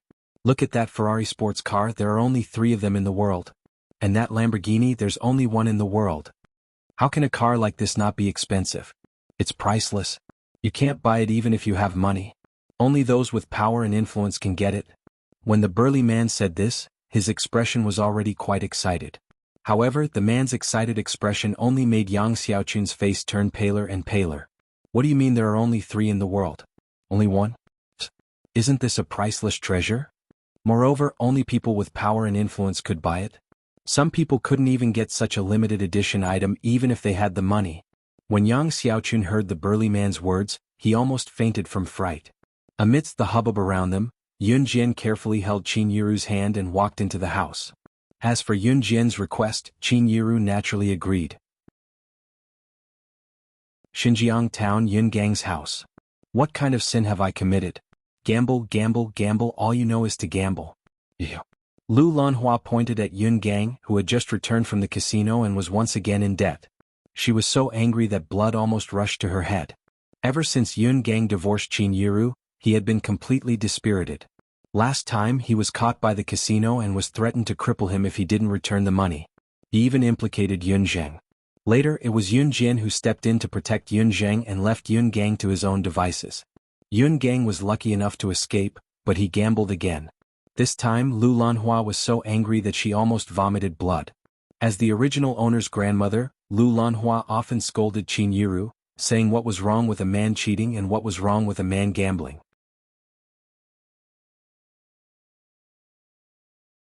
Chapter 1060.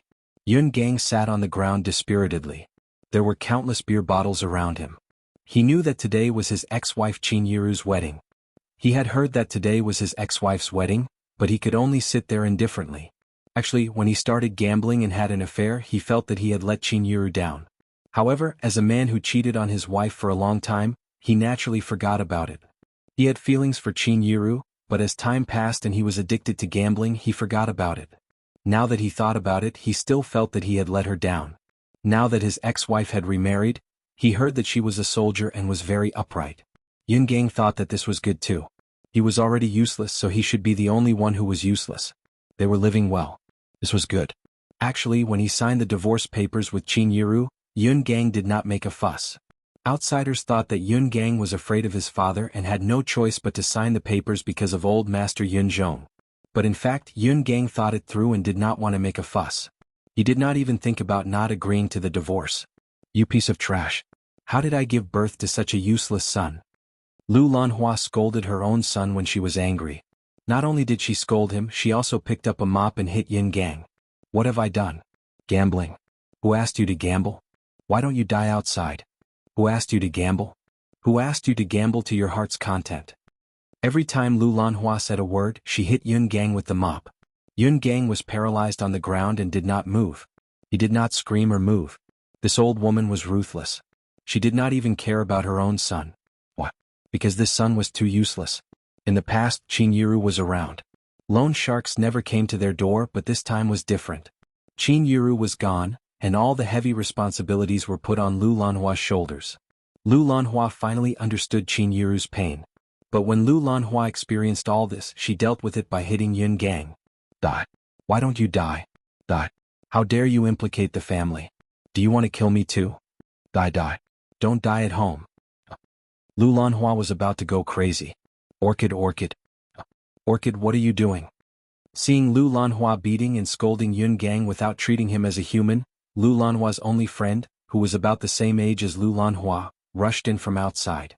Seeing this scene, she was so frightened that she hurriedly stopped Lu Lanhua from hitting Yun Gang. Seeing that, Lu Lanhua knew that she shouldn't air her dirty linen in public, so she stopped.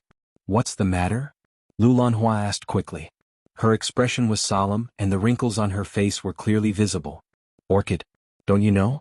I just saw your ex-daughter-in-law remarry. Her daughter gave your ex-daughter-in-law 18 sports cars. A sports car. I heard that a car costs 5 million yuan. Also, the red carpet from Zhang Meihua's house all the way to the groom's house is 30 to 40 kilometers long. How much did that red carpet cost?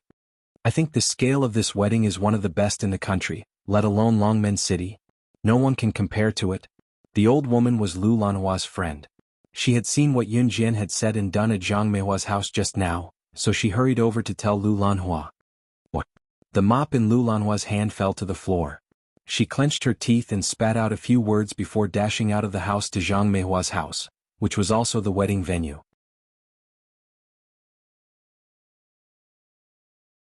Chapter 1061. Yun Jian, who had not appeared in public for 2 years, was taller and more voluptuous than before. Her golden ratio was even more proportionate than before. Now that Yun Jian stood in front of everyone, she gave off a stunning vibe of disbelief that such a beautiful girl existed in this world. It was the innate aura of a king. No one could surpass or replace her. Yun Jian's appearance made Qin Dingling, who was dressed luxuriously and drove a red sedan, look like she was worth nothing in comparison. What Yun Jian said just now meant that she was, Mom. While everyone was still in shock, Yun Jian was already standing in front of Qin Yiru, calling out to Qin Yiru with a smile on her red lips. Qin Yiru was scared half to death by Qin Dingling's words just now. Now that she saw that Yun Jian was safe and sound, Qin Yiru's fear was suppressed. Xiao Jian, I thought you. Qin Yiru grabbed Yun Jian. I've indeed been missing for 2 years, Yun Jian interrupted Qin Yiru and said with pursed lips. Hearing Yun Jian's words, Qin Yiru's heart clenched. Her Xiao Jian had really been missing for 2 years? Why did she not know about it? Dad must have kept it from you because he didn't want you to worry. Besides, he's been sending people to look for me in the dark for the past 2 years, Yun Jian added quickly, afraid that Qin Yiru would misunderstand Gu Junjian. With these few words, Qin Dingling's plan to make Qin Yiru misunderstand Gu Junjian fell apart. At this moment, Qin Dingling's expression was extremely ugly. Now Qin Yiru's daughter was back. She had just announced that Yun Jian was dead in front of everyone. In the end, Yun Jian was back right after she said that. Qin Dingling shuffled her feet and was about to slip away when she was stopped in her tracks by Yun Jian's shout. Stop right there. Yun Jian's voice carried an absolute aura, stunning Qin Dingling, who was about to flee. Do you need me to send you to hell if you wish for someone to be dead so much? Yun Jian's frightening voice rang out, causing Qin Dingling to sweat from her forehead. Qin Dingling's makeup was ruined by her sweat. Since you know that I've been to a hunting school, I don't mind telling you that I can kill people, Yun Jian said with a smirk. Qin Dingling was so scared that she scrambled out of the flower shop. Qin Dingling, who had been envied by everyone just now, was now rolling and crawling away as if she had been injected with chicken blood. Yun Jian was in a good mood, so she did not make a fuss. Yun Jian had a lot to tell Qin Yiru since she had just gotten home. Mom, let's go home, Yun Jian said to Qin Yiru. Oh, okay. Qin Yiru answered. Qin Yiru cooked a sumptuous dinner that filled Yun Jian to the brim. Gu Junjian rushed home when he heard that Yun Jian was back. Gu Junjian breathed a sigh of relief when he saw that Yun Jian was back safe and sound. During dinner, Gu Junjian asked Yun Jian if she wanted to go back to Min City's military academy for her senior year, but Yun Jian declined. I'm planning to go straight to university. Yun Jian spoke her mind. Go straight to university? It's September now. People are getting in after the Gaokao in the first half of the year. Xiao Jian, where are you going to go if you want to go straight to university? Will they still take you in if you go in halfway? Qin Yiru asked. They will. She was confident. Yun Jian narrowed her eyes. Leave their future to them. As parents, we have to give them enough space to choose, Gu Junjian said and picked up a piece of meat for Qin Yiru. Eat, nourish your body. Qin Yiru nodded slightly at that and did not say anything else. After a pause, Qin Yiru asked again, Xiao Jian, where do you want to go to university then? Qin Yiru was just asking. She thought that Yun Jian had not decided yet. Unexpectedly, there was a glint in Yun Jian's eyes as she answered with a squint, University of Electronic Science and Technology of China.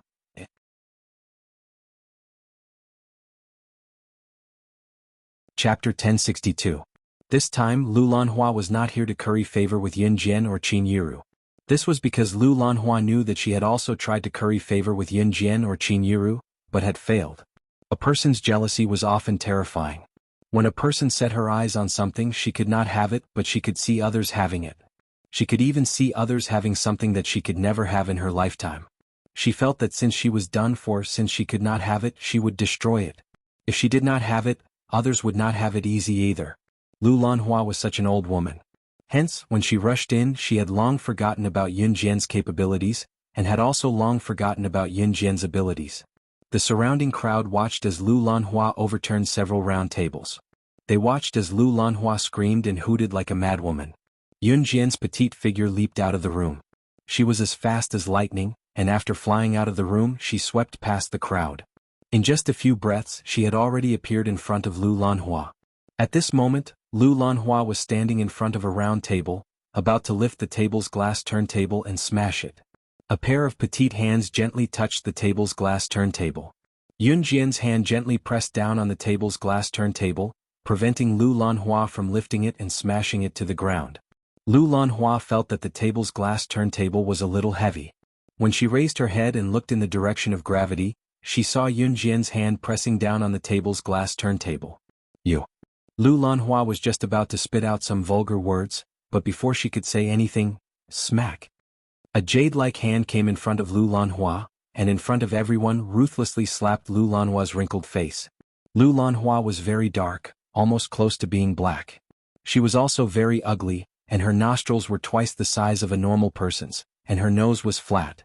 What was even more ferocious were the wrinkles on her face, and the wrinkles on her face made one's hair stand on end. Lu Lanhua was ugly, but she liked to dress very fashionably. It could be said that she was Xinjiang town's most fashionable old lady who loved to dress up. Lu Lanhua screamed and fell to the ground after being slapped by Yun Jian. In spite of it, Lu Lanhua was famous for being a tomboy in Xinjiang town. She was unusually strong as well, so she scrambled up like a madwoman after she was knocked to the ground and could not stop herself from yelling crazily. Damn bitch, I'm your grandmother. How dare you lay your hands on your grandmother? You be ***. I'll kill you. I'll kill you. Lu Lanhua shouted and rushed to the side. She picked up a long bamboo pole and rushed towards Yun Jian. The bamboo pole was in Lu Lanhua's hand and was about to stab Yun Jian. Yi was standing nearby. He resisted the urge to kill Lu Lanhua on the spot and didn't make a move. Today was Qin Yiru's wedding. It was most appropriate for Xiao Jian to handle this herself. Moreover, Xiao Jian had never been soft-hearted when dealing with people like her. As he thought about it, Yun Jian caught the long bamboo pole that Lu Lanhua was about to stab her. She held the end of the pole and wrapped her arm around it to prevent Lu Lanhua from stabbing her. Yun Jian, on the other hand, sprinted to Lu Lanhua. In the blink of an eye, Yun Jian was already in front of Lu Lanhua. She lifted her leg and kicked Lu Lanhua away in front of everyone. She caught the bamboo pole and threw it to the side. Not expecting Yun Jian to be so powerful, Lu Lanhua screamed in fright, "You can't hit me. I'm your grandmother, you."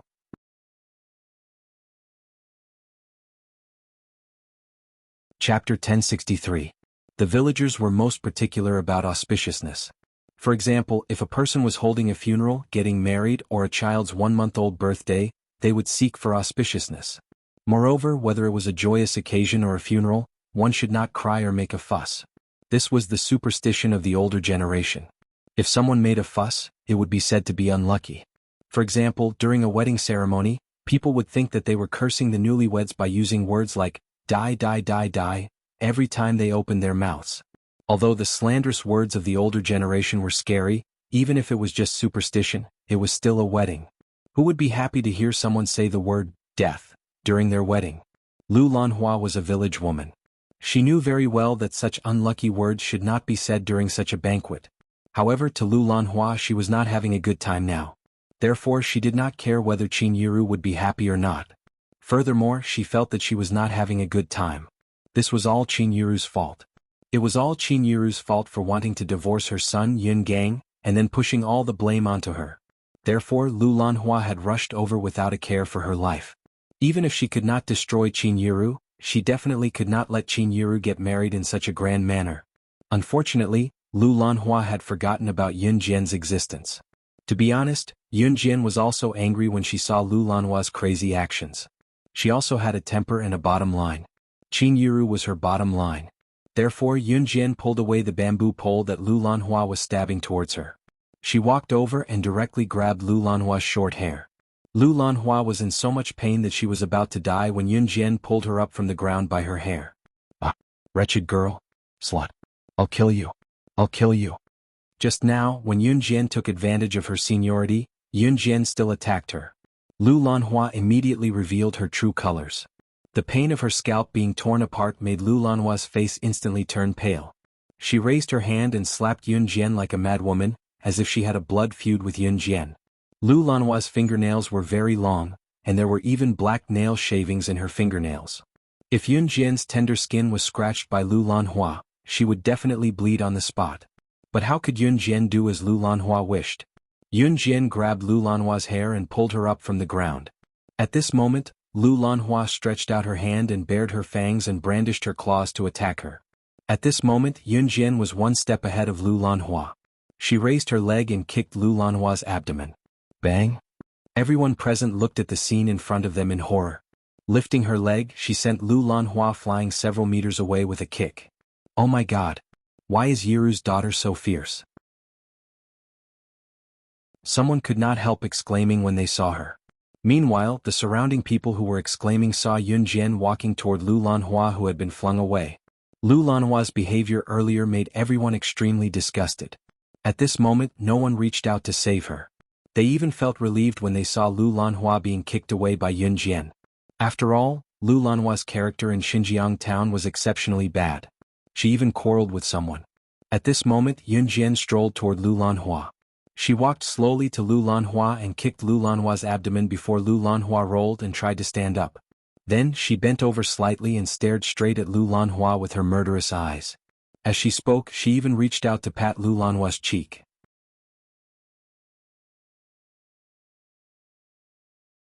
Chapter 1064. Yun Jian's words were strange and everyone's ears shuddered when they heard it. Lu Lanhua had a bad reputation in Xinjiang town. Other than the old woman who had complained to Lu Lanhua, there was no one else in town who was close to Lu Lanhua. There had been a few before, but whenever Lu Lanhua came into contact with benefits, Lu Lanhua would turn her back on them. The funniest thing was that whenever Lu Lanhua thought badly of someone or argued with someone, she would rush to that person's house to cause trouble even after a few days. In the end, the entire Xinjiang town disliked her. Moreover, the eyes of the entire town were bright as snow. They were all watching. Every time Qin Yiru argued with Yun Gang, it was obvious that Qin Yiru was in the right. However, Lu Lanhua would rush up to Qin Yiru and hit and scold her. Lu Lanhua did not treat Qin Yiru as a person even though she was not her biological daughter-in-law. In the end, she insisted that Qin Yiru work herself to death to earn money. Many gossipy women in town knew about Lu Lanhua. Even these gossipy women hated Lu Lanhua. In fact, when Qin Yiru was bullied by Lu Lanhua in the past, these gossipy women would even stand up for her. Therefore, everyone who knew Lu Lanhua's character detested her and disliked this old woman. Therefore, when Yun Jian said those words to Lu Lanhua, the people around them were only slightly stunned. However, they reacted quickly. As for Yun Jian's disrespectful behavior, not only did the people around her not criticize her, a few of them even applauded her. Good hit. Young lady, good job. An old woman in her 40s pointed at Lu Lanhua, who was being stepped on by Yun Jian, and shouted fiercely. This old woman had gotten into an argument with Lu Lanhua before, and it had caused a huge commotion in Xinjiang town. In the end, Lu Lanhua had slapped this old woman harshly, so she hated Lu Lanhua to the core. Yun Jian did not care about the reactions of the people around her. She patted Lu Lanhua's cheek and said those words. Although Lu Lanhua was afraid, she felt that Yun Jian wouldn't dare to do anything to her, so her tone was vicious. Damn girl. Damn bitch. How dare you treat your own grandmother like this? You're a bastard. You heartless bastard. Would I have been able to give birth to you without you? Without me there would be no you. You've grown up. Now that you've grown up, you're not even paying for your grandmother's pension. Oh heavens! How could there be such an unfilial descendant? Now that you've grown up, you've forgotten your grandmother. Today he even wanted to murder his own grandmother. Where is the justice? Lu Lanhua struggled with all her might but was unable to stand up. She began to take advantage of her seniority and began to wail loudly. That scream was so loud that it sounded like Yun Jian had really done something to her. Pa! Just as Lu Lanhua was crying, Yun Jian slapped Lu Lanhua's face. Lu Lanhua was flung hard. Oh heavens! Oh heavens! Are you all dead? There's someone bullying the elderly here and you're just watching without helping. I curse you all to go to hell. Lu Lanhua saw that no one came to help her, so she began to mumble to herself. Just as she shouted, Yun Jian took out a butterfly knife from her pocket. She nimbly swung the butterfly knife a few times and pointed it at Lu Lanhua. If you shout again, I'll kill you. Lu Lanhua suddenly saw the knife and was so frightened that she took a deep breath. But when she thought about how there were so many people around, would Yun Jian really dare to kill her?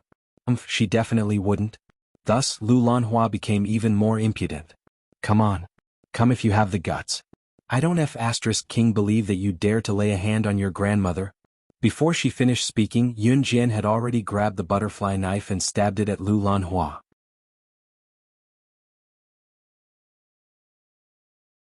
Chapter 1065. The old woman, Lu Lanhua, was extremely detestable.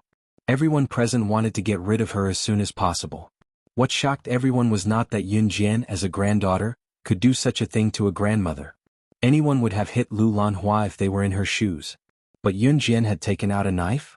Everyone present was thinking that Yun Jian had taken out the knife just to scare Lu Lanhua. Lu Lanhua was naturally afraid of death. She dared to provoke Yun Jian because she was confident that Yun Jian would not do it herself. Even if Yun Jian's talent was terrifying, even if she was the director of new crews, but she was just an ordinary girl. She was still underage. How could a normal girl hold a knife and attack a person without batting an eyelid? She was not an assassin or a secret agent. How could she be so calm when she saw blood?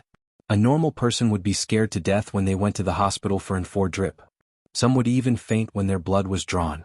Even if Yun Jian was different from others, she was still an underage girl. Just as everyone thought of that, they felt a tug in their hearts. Everyone saw Yun Jian grab the butterfly knife and stab it down. She pressed it against Lu Lanhua's cheek and pressed it in. The knife pressed into Lu Lanhua's wrinkled cheek. The butterfly knife was very sharp. Yun Jian specifically chose sharp knives to attack. Therefore, when the knife pressed slightly into Lu Lanhua's cheek, Lu Lanhua's face was cut open. Blood slowly dripped from Lu Lanhua's cheek along the blade of the butterfly knife and splattered on the ground. How dare you touch your own grandmother? Aren't you afraid of divine retribution? Although Lu Lanhua was a tomboy, she was still a cowardly old woman who bullied the weak and feared the strong. The knife in Yun Jian's hand really stabbed into her cheek. She immediately rolled around and screamed. Yun Jian was quick to act. She stabbed the butterfly knife into Lu Lanhua's face and soon, Lu Lanhua's skin was split open. At the same time, Yun Jian's faint but frightening words came out of her mouth. This stab is a gift in return for what you did to my mother. Today, I'll give it to my mother as a dowry. Could this be used as a dowry? Everyone present was shocked by Yun Jian's words and their mouths twitched. However, based on Lu Lanhua's attitude towards Qin Yiru back then, this stab was really enough to vent her anger. This stab could be considered as helping Qin Yiru vent her anger. Qin Yiru had come out of the house not long after Lu Lanhua had come over to cause trouble. However, when she saw Yun Jian hitting Lu Lanhua, she did not stop her. She was no longer the weak Qin Yiru who did not allow Yun Jian to fight back when Lu Lanhua attacked Yun Jian. Moreover, Lu Lanhua dared to do this to Yun Jian and was about to stab her with the bamboo pole just now. Forget about Yun Jian hitting Lu Lanhua. Even if Yun Jian did not, Qin Yiru would not let Lu Lanhua bully them again even if she had to risk her life. The crowd was shocked by Yun Jian's words just now.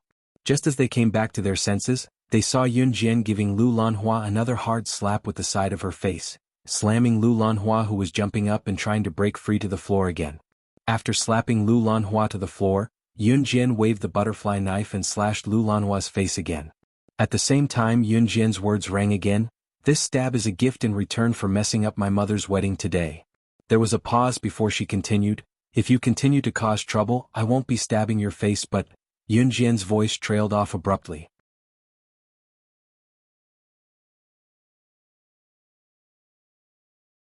Chapter 1066. Oh my God. Oh my God. When everyone saw Yun Jian plunging the knife into Lu Lanhua's head for real, their faces paled in fright. She really had the guts to do that? She was going to kill someone. Wasn't she afraid of killing someone? Although Yun Jian was the director of new crews, she was too arrogant. Of course, the crowd did not dare utter those words out loud. After all, Yun Jian was the director of new crews. Such an identity was enough to shock everyone present. You really dare? No, no, no, no. Don't kill me. Don't kill me. No. Lu Lanhua's wrinkled face made everyone feel disgusted just by looking at it. This version of Yun Jian made her feel fear and dread. However, just as the crowd reacted violently, the butterfly knife in Yun Jian's hand was already plunging into the center of Lu Lanhua's forehead. Lu Lanhua was so frightened that her face turned pale. She shut her wrinkled face in an instant, unable to struggle free. After she closed her eyes, her entire body trembled. The villagers from afar saw the butterfly knife in Yun Jian's hand as she plunged it vertically into Lu Lanhua's head. The knife was sure to slice Lu Lanhua's head in half. The moment her skin and flesh split open, Yun Jian suddenly turned the knife around and slid the blade across Lu Lanhua's head. She only scraped off a layer of black flesh from Lu Lanhua's head. At that moment, other than Ce, who was not far away, no one saw Yun Jian staring at Lu Lanhua's eyes. Her X-ray vision on Lu Lanhua's eyes had a clear yet blurry luster. At the same time, in the eyes of the crowd, Lu Lanhua's head was merely scraped. What Lu Lanhua saw, however, was Yun Jian stabbing the woman's head with the knife and breaking it in half. Hypnosis. Yun Jian had used hypnosis on Lu Lanhua. Therefore, what Lu Lanhua saw was Yun Jian stabbing her in the head and her being stabbed to death by Yun Jian. However, what the bystanders saw was that Yun Jian had used a knife to cut off a layer of skin at the edge of Lu Lanhua's forehead. I'm dead. Dead. At the last moment when she saw the illusion, Lu Lanhua's legs trembled and her eyelids rolled. It was as if she had really been killed. She was so scared that she fainted. However, before she fainted, Lu Lanhua's legs still trembled. With this shudder, Lu Lanhua had completely fainted a second ago. But at this moment, someone began to point at Lu Lanhua's lower body, under the variegated pants, and shouted, "You're the one who's going to die. Hey, look, that yellow liquid that flowed down is..." She actually pissed herself. The old woman was so scared that she wet her pants. Serves you right. Not only did Lu Lanhua not lend us a hoe when we asked her to, she even scolded us. This crazy woman should have done this earlier. This old woman pissed herself. I must put up a notice to let everyone in Xinjiang town know about this. Someone guffawed at once. Seeing that Lu Lanhua had fainted, Yun Jian raised her leg and took a step back. Sister Jian. It was then that the civet cat made its way over.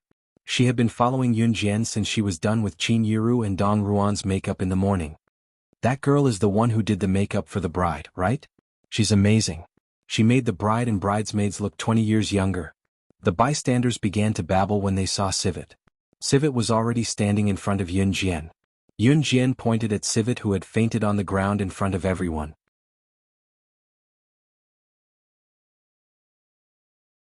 Chapter 1067. Although the raccoon had a baby face and looked very young, she was actually very strong. Raccoon grabbed Lu Lanhua's collar and lifted the unconscious Lu Lanhua up. He then dragged her out of Zhang Meihua's house. The group of people who were still exclaiming about Yun Jian's ferociousness despite being so young and pretty just now widened their eyes. Not only was Yun Jian ferocious, even Yun Jian's subordinate, Tanuki, who looked like a weak makeup artist, was ferocious as well. It was a pity that the people around them did not know that Tanuki was not a makeup artist. The raccoon was an expert in the art of disguise. The art of disguise could completely change a person's appearance into another person. Even the other person's own parents wouldn't be able to recognize them. To be able to turn someone into someone else, her makeup skills must be impeccable. Making someone beautiful was only one of her skills. In the crowd's opinion, a girl who knew how to put on makeup was mostly gentle and weak. Why was Tanuki so ferocious? Tanuki was not only ferocious, she had once killed a bull with a single punch. She was the strongest female warrior in the Kosha mercenaries. Of course, the people around them did not know about this. Tanuki was already dragging the unconscious Lu Lanhua out of the house. The surroundings quieted down as if everything had returned to normal. Mom, let's go back. Yun Jian took out a napkin from her pocket and tested wiping the butterfly knife a few times. Once she was done wiping the blood off the knife, she closed it nimbly and put it back into her pocket. She then extended her hand to lift Qin Yuru's wedding gown slightly and walked into the house. Xiao Jian, don't bother with people like that next time. Qin Yuru pulled Yun Jian's hand over and patted the back of Yun Jian's smooth and soft hands with her calluses. Qin Yuru was completely different from the old her. If it was the old Qin Yuru, she would not be advising Yun Jian to ignore Lu Lanhua. Instead, she would be reprimanding Yun Jian for being violent towards an elder. Amen, Mom. Yun Jian nodded with a grin. If it were not for Lu Lanhua's blood stains on the floor, the people present would not be able to recognize this young girl who was beaming radiantly. Was this really the same girl who did not hold back when she was being ruthless just now? Yun Jian held Qin Yuru's hand gently as they entered the house.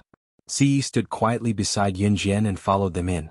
Xiao Jian, I'm not saying that you can't go easy on people like that. I'm just worried that you'll do it like this. It's just Lu Lanhua this time. What if something happens to you next time when you meet someone ruthless? Qin Yuru frowned, her worry for Yun Jian evident between her brows. She was not saying that Yun Jian could not go against people like Lu Lanhua.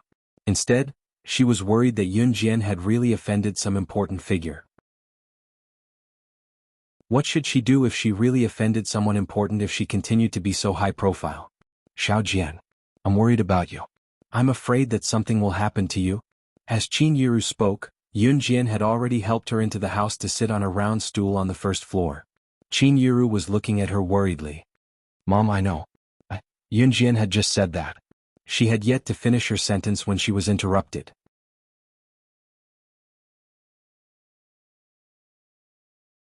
Chapter 1068. Siyi's gaze was fixed on Yun Jian when he said that. He was very, very serious.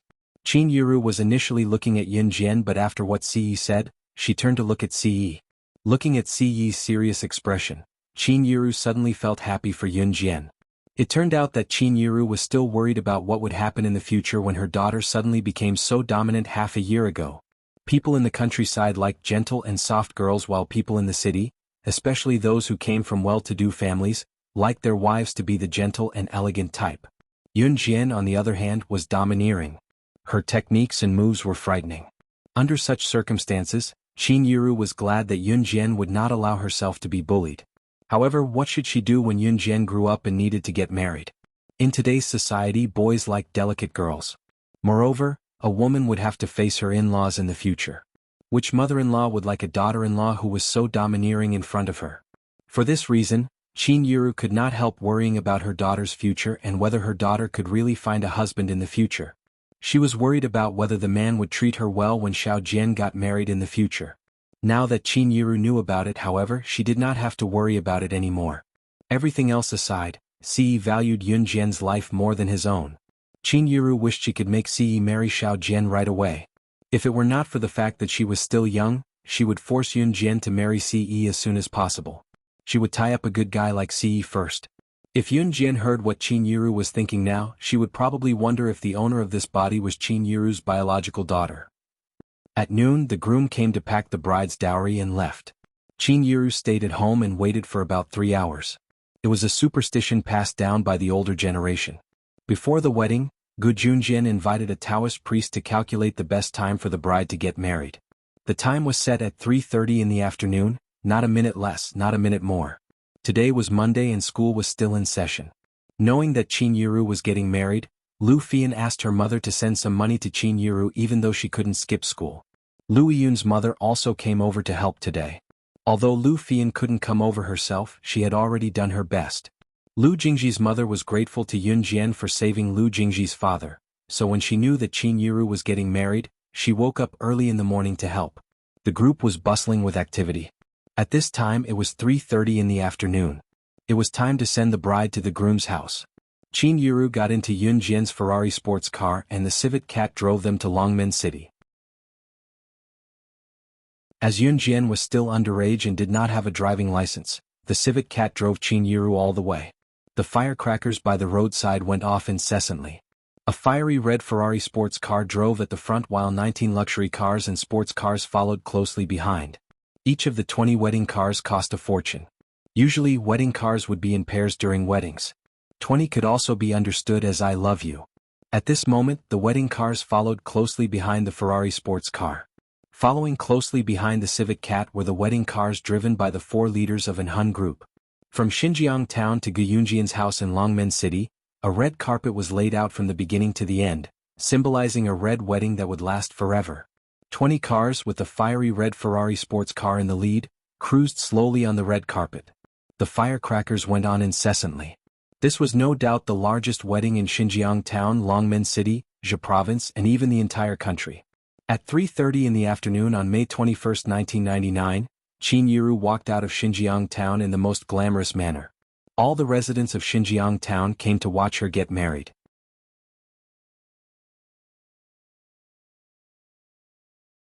Chapter 1069. Starting from 3:30 p.m., the bustling scene continued until 4:30 p.m. Qin Yiru was sent to Gu Yunjian's house under the protection and bustle of the people around.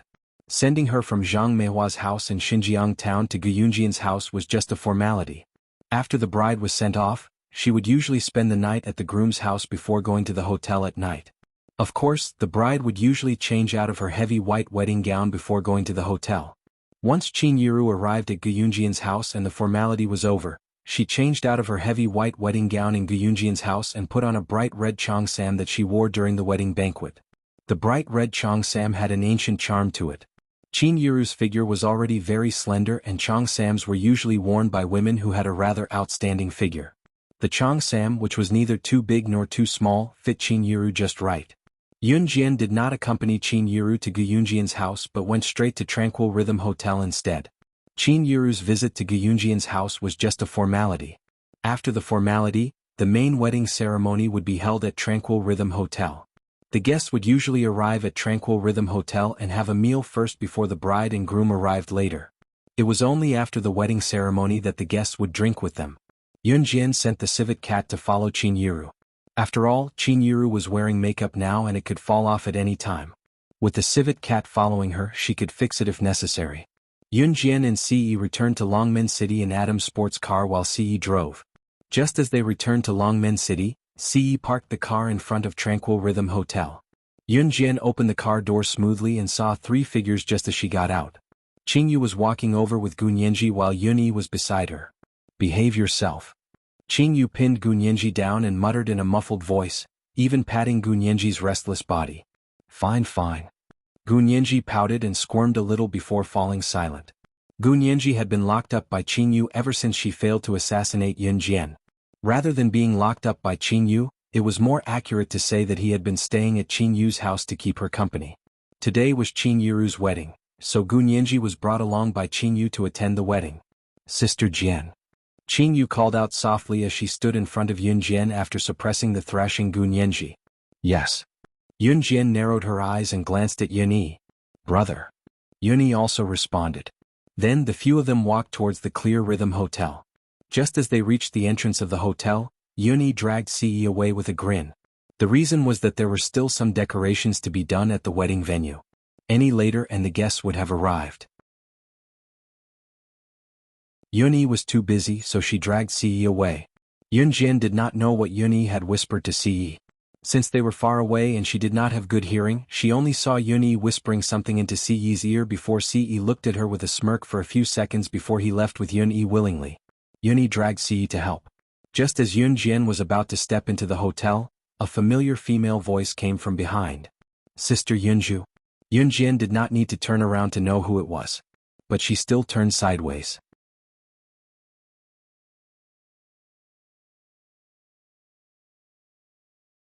Chapter 1070. Miss Lu was holding her husband with one hand and her son with the other. She stared at Yun Jian expectantly. It was Yun Jian's mother's wedding today and her first time having dinner at a four-star hotel, so Miss Lu put on makeup and wore her prettiest outfit before she left. Her heart was brimming with joy when she thought about how she would be having dinner at a four-star hotel like Qingyun Hotel like a rich lady. Peeking in Yun Jian's direction, she saw Qingyu standing beside Yun Jian and Gu Nianji, who was held by the latter. Miss Lu had never seen Qingyu and Gu Nianji before, so she had no idea how they were related to Yun Jian.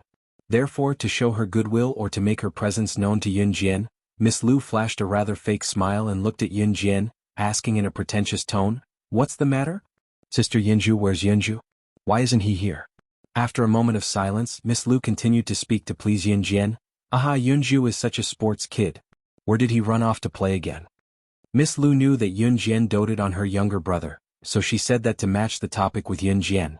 It had to be said that Teacher Lu was a very smart person. Of course, Yun Jian did not know that before Miss Lu praised Yun Jian for being a sports kid, Miss Lu did not know that Yun Jian was an advanced special forces soldier. There was once when Xiao Yunju moved a little too much in class and was scolded by Miss Lu for having ADHD. He was even punished to stand outside the classroom. "Xiao Zhu isn't here yet. I have something to do. Help yourself." Yun Jian turned to look at Miss Lu and said coldly after a pause. Then she walked into the hotel with Qingyu, who was holding Gu Nianji down. Hey Yunju Jejia." Miss Lu wanted to say something, but Yun Jian had already entered Tranquil Rhythm Hotel. It was obvious that Yun Jian had no intention of paying attention to her. Teacher Lu stood where she was and a few passers-by looked at her strangely. This made Teacher Lu very unhappy with Yun Jian. Even after watching Yun Jian walk into Qingyun Hotel, Teacher Lu still stood on the spot and discontentedly ridiculed. "Tisk, isn't he just an advanced special forces soldier? Wasn't it just because he was slightly valued by the military and had some fame now? Do you think you know some big shot? If you have the guts, go and get acquainted with some big shot." Youngsters nowadays are getting more and more arrogant. It was because Yun Jian had already walked into Tranquil Rhythm Hotel and disappeared from their sight that Miss Lu spoke in a menacing tone. "Honey, don't be angry. Why are you fighting over that kind of person? Your health is more important." Teacher Lu's husband comforted Teacher Lu softly. Teacher Lu's husband was the typical kind of weak and incompetent person. He hadn't found a proper job and relied on the school's meager salary to get by. Teacher Lu was living off a woman at home. When Teacher Lu heard this, she felt very comfortable. That's right. Yunju's sister, Yun Jian, was only an advanced special forces soldier. What was so great about her? She didn't know any big shots. What was there to be proud of in front of her? As she thought about it, Teacher Lu swayed her hips proudly as she held onto her husband and pulled her son into Qingyun Hotel.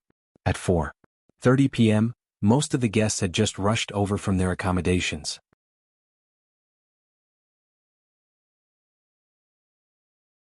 Chapter 1071. Qin Yiru and Gu Junjian were getting married. Since there were many guests today, Yun Jian had booked the entire place. Qingyun Hotel was a four-star hotel. It wasn't the biggest, but it definitely wasn't small either. At least the tables and chairs in Qingyun Hotel were enough to accommodate all the big shots from all over the world, including Qin Yiru and Gu Yunjian's relatives and friends, as well as some villagers who had kindly come to help with Qin Yiru's wedding. Currently, the three most important teams in Gu Sha mercenaries were the intelligence team, the assassination team, and the investigation team. Diana, Phantom Flame, and Phantom Lien were sitting at a round table with only bowls and chopsticks on it. The three of them were playing cards together in front of a round table with no dishes served. "Ace Bomb, I only have one card left." "Aha, you've lost." Before Yun Jian reached them, she saw the assassination team leader Gui Yen step on the stool without the slightest hint of femininity. She hooked her finger at Dai Annie and Gui Lien. "Didn't we agree on 10 million? Hand it over." Gui Yan's smile had an enchanting charm to it. Yun Jian smirked and was about to walk over when Gu Nianji, who was being held down by Qin Yu, shouted, "Io, stop pulling my hand, it's so sore." "Hey, get her to loosen it up for me." "Loosen it up, I won't kill you. I won't kill you." Gu Nianji's hand was being held down by Qin Yu like she was a criminal. Her hand was sore, so she shouted at Yun Jian. Yun Jian turned to look at Gu Nianji when she shouted. Gu Nianji was just grumbling and did not think that Yun Jian would pay attention to her. However, when Yun Jian turned to look at her, Gu Nianji told Yun Jian with sparkling eyes, "Quick, get her to loosen it up for me. Why don't you just let me go? I'll go back to Yulong mainland." At most, I'll return the notice to the people on the wind cloud list and tell them that I won't kill you. I won't accept this mission. Can you do it? Look at how cute I am. Let me go. Gu Nianji pouted and pretended to be pitiful. If people who didn't know the situation saw Gu Nianji like this, they might think she was innocent. Let you go? Yun Jian narrowed her eyes and smiled slightly. Under Gu Nianji's expectant gaze, she walked over and gently patted her little face. Yes, yes, yes. Gu Nianji nodded her head up and down like a little rattle drum. Let you go? That's impossible, my cute little captive, Yun Jian said with a smile as she gently pinched Gu Nianji's tender cheeks. Not long after he finished speaking, a group of people walked in through the door. Teacher Lu, who had been ignored by Yun Jian, was also with this group of people. Teacher Lu was holding her husband's arm and holding her son's hand. Because Yun Jian had ignored her earlier, Teacher Lu felt that she was a teacher after all. Gu Nianji was just a little kid. What was there to be proud of? Therefore, Teacher Lu walked over directly and didn't intend to bother with Yun Jian. Haha, let's see who's more arrogant. Teacher Lu mixed in with this group of people, but Teacher Lu did not recognize them at all. This group of people was Qin Yiru's fellow villagers who had come from Xinjiang town to attend the wedding. When they saw Yun Jian, they immediately came over to greet her. Daughter of Yiru's family. You're already here. Ah. Someone came over to greet her. Teacher Lu was disdainful when she saw others trying to curry favor with Yun Jian. On the contrary, Teacher Lu felt that she was much nobler than Yun Jian. She was a teacher of the people. Just as she thought that, she heard another person say to Yun Jian, "Isn't that so? Yiru's daughter is the director of new cruise. Of course, she has to come over to preside over the situation." Ah.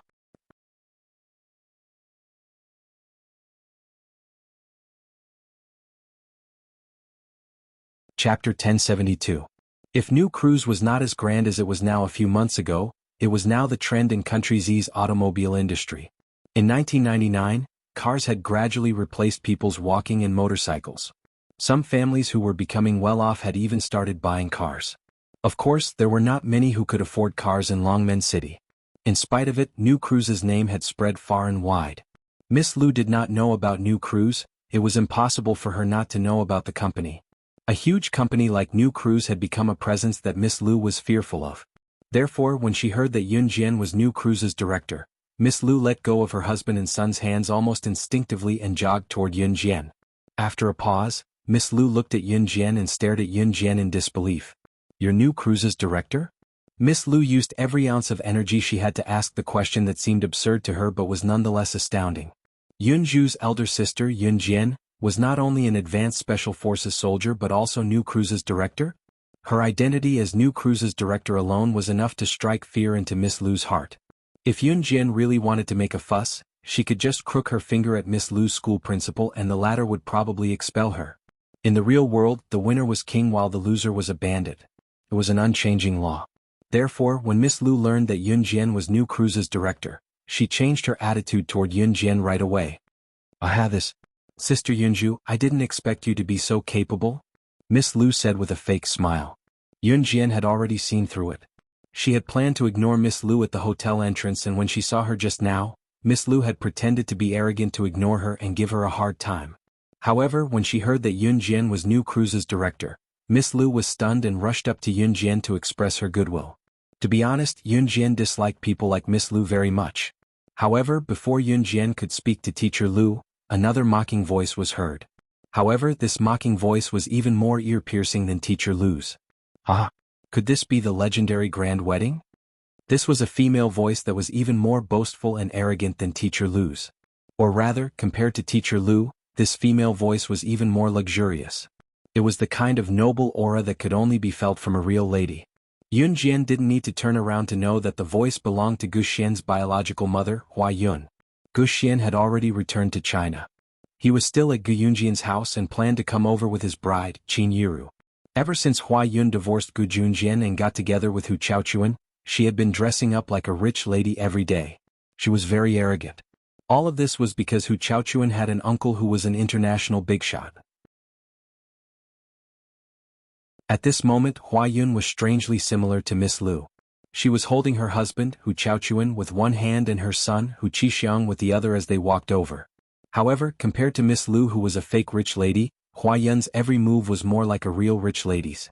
Just as she reached Yun Jian, Hua Yun spoke to Yun Jian impatiently. Tisk, tiske.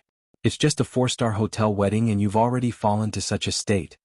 Hua Yun had just finished speaking when she turned to look at Hu Chaochuan in a boastful manner.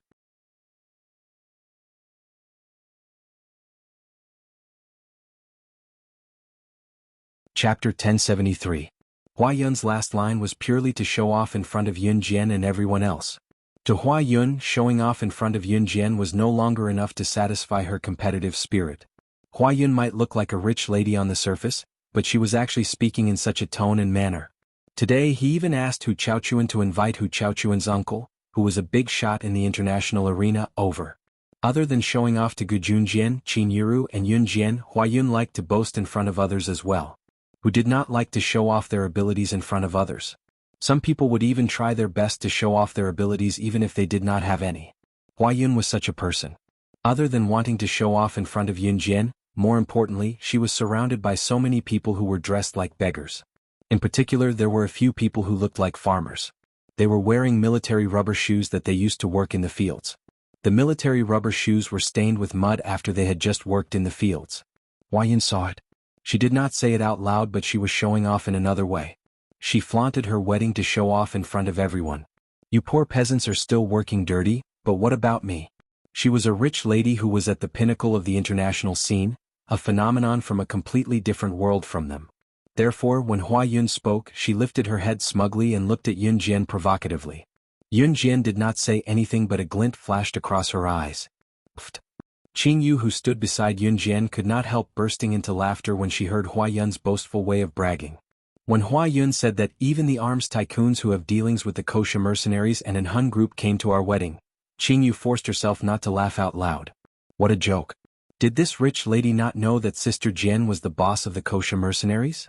Qin Yu's laughter caught the attention of those present. When Qin Yu was done laughing, the corners of her lips twitched, but she did not say anything. What are you laughing at? This was the truth. Not to mention that arms dealer, there were a lot of international bigwigs who came as well. Hu Chaochuan felt embarrassed when he saw Qin Yu's mocking chuckle, so he added smugly. What's an international hotel? What was an arms tycoon? This is the chairman of New Cruise. Some of the villagers in Xinjiang town did not understand what Hua Yun and Hu Chaochuan were saying, so they all sided with Yun Jian and spoke for Yun Jian. He even bragged to Hua Yun and Hu Chaochuan that Yun Jian was the director of New Cruise. If the fact that Yun Jian was the director of New Cruise had scared Teacher Lu out of her wits, New Cruise was already the symbol of Zhe province and even the entire country, but it was nothing to Hu Chaochuan. Even if Hu Chaochuan was not doing well in the international arena, it was still a piece of cake for him to compete with New Cruise. What New Cruise? What the heck? How can this be compared to my husband's company? You bunch of country bumpkins, don't you know what international means? Ah. International, it means the whole world. My husband's company is famous all over the world. Hua Yun hooked her arm around Hu Chaochuan's and declared fiercely. Wow, you guys are amazing. Teacher Lu was a knowledgeable teacher, so of course she knew what Hua Yun meant. Before Yun Jian could finish, she had already decided to side with Hua Yun without even looking at her.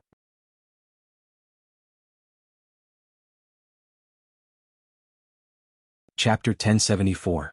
Miss Lu was already disgusted by Yun Jian's indifference toward her. She did not plan to be rude to Yun Jian, but after learning that Yun Jian was New Cruise's director, she had to be rude to Yun Jian again. In spite of it, Miss Lu switched sides when she found out that Hua Yun and Hu Chaochuan were much more capable than Yun Jian. You guys are amazing. It's an international company. Oh my god. Teacher Lu moved closer to Hua Yun and tried to reach out to touch Hua Yun as she spoke. It was as if she wanted to express her goodwill. Hello. I'm a teacher from an advanced primary school in Longmen City. If it's possible, can we be friends? Miss Lu went up to her shamelessly. However, before his hand could touch Hua Yun's body, Hua Yun glanced at Teacher Lu in disdain. Stay away from me, country bumpkin. When Miss Lu extended her hand, she felt like she was a rich madam too. She had a feeling that she would become an enviable rich madam as well once she befriended Hua Yun. However, he was stopped by Hua Yun's disdainful voice just as he was about to do so. There was always a type of person in this world who thought she was amazing and would confidently extend her hand to someone who stood at the top of the trend to befriend them. Little did she know that she was as insignificant as an ant in the other person's eyes. In other words, if one had never helped others, what right did others have to befriend a lowly person like them? Miss Lu was such a person. She was confident that Hua Yun would acknowledge her when she extended her hand just now. In spite of it, Hua Yun did not even bother to look her in the eye. After Hua Yun said that to Miss Lu, she turned her gaze to Hu Chaochuan and blew him a kiss of love. She was already in her 40s, but she still spoke to Hu Chaochuan in a coquettish voice. "Hubby, is Uncle not here yet? Uncle went to park the car. He'll be here soon. Baby, wait a little longer. Don't rush." Hu Chaochuan patted Hua Yun's butt and said wickedly.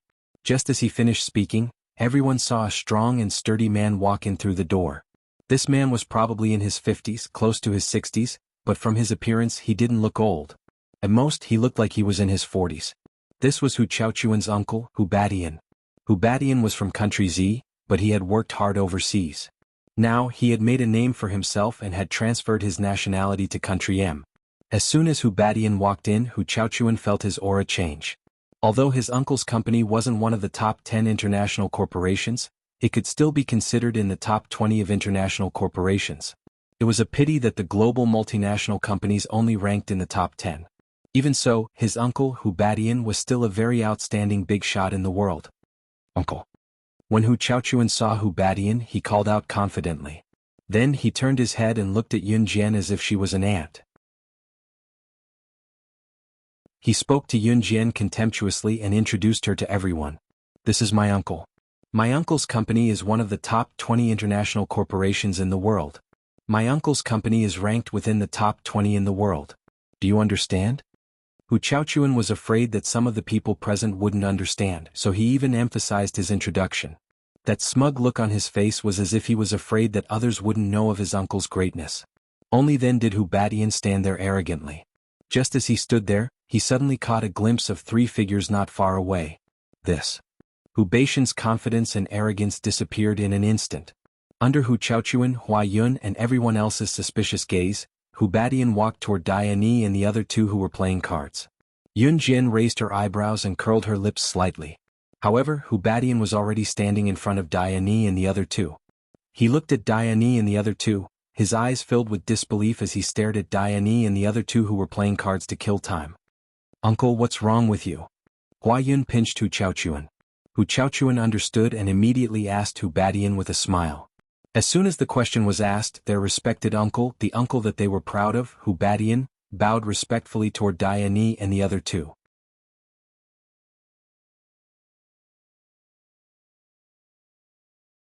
Chapter 1075.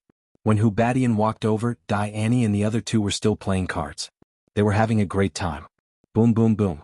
"I finally won this round. Ha ha ha, give it to me." Diane knocked on the table and extended her hand to Gui Yen and Gui Lian cheerfully. "Oh no, you took back the 10 million I just won? I don't accept this," Gui Yen said carelessly. With that, Gui Yen winked with a smile. She then turned to Gui Lian and said proudly, "But at least I didn't lose anything. I won 10 million from you just now, ha."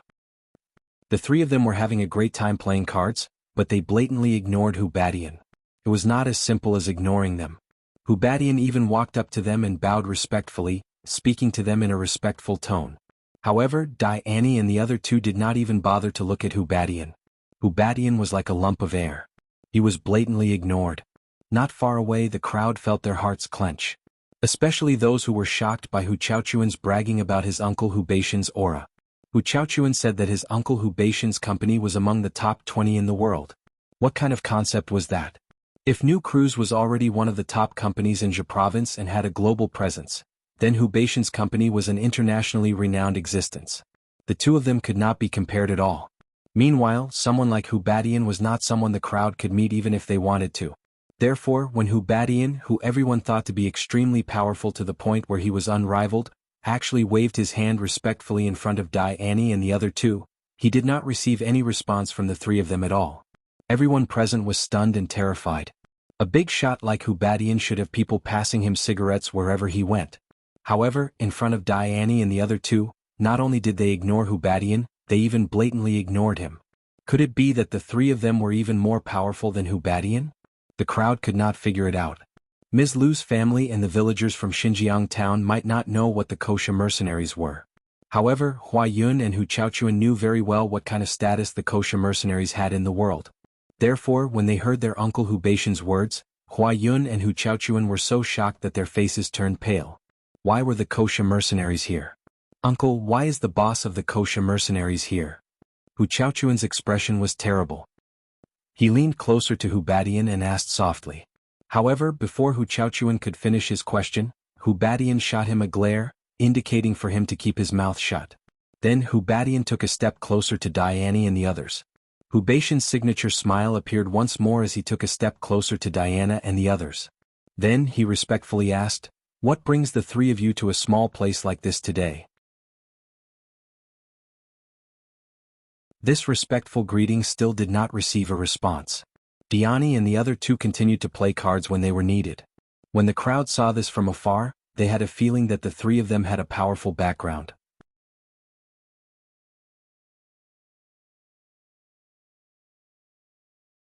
Chapter 1076. As soon as Yun Jian finished speaking, everyone present widened their eyes and looked at her.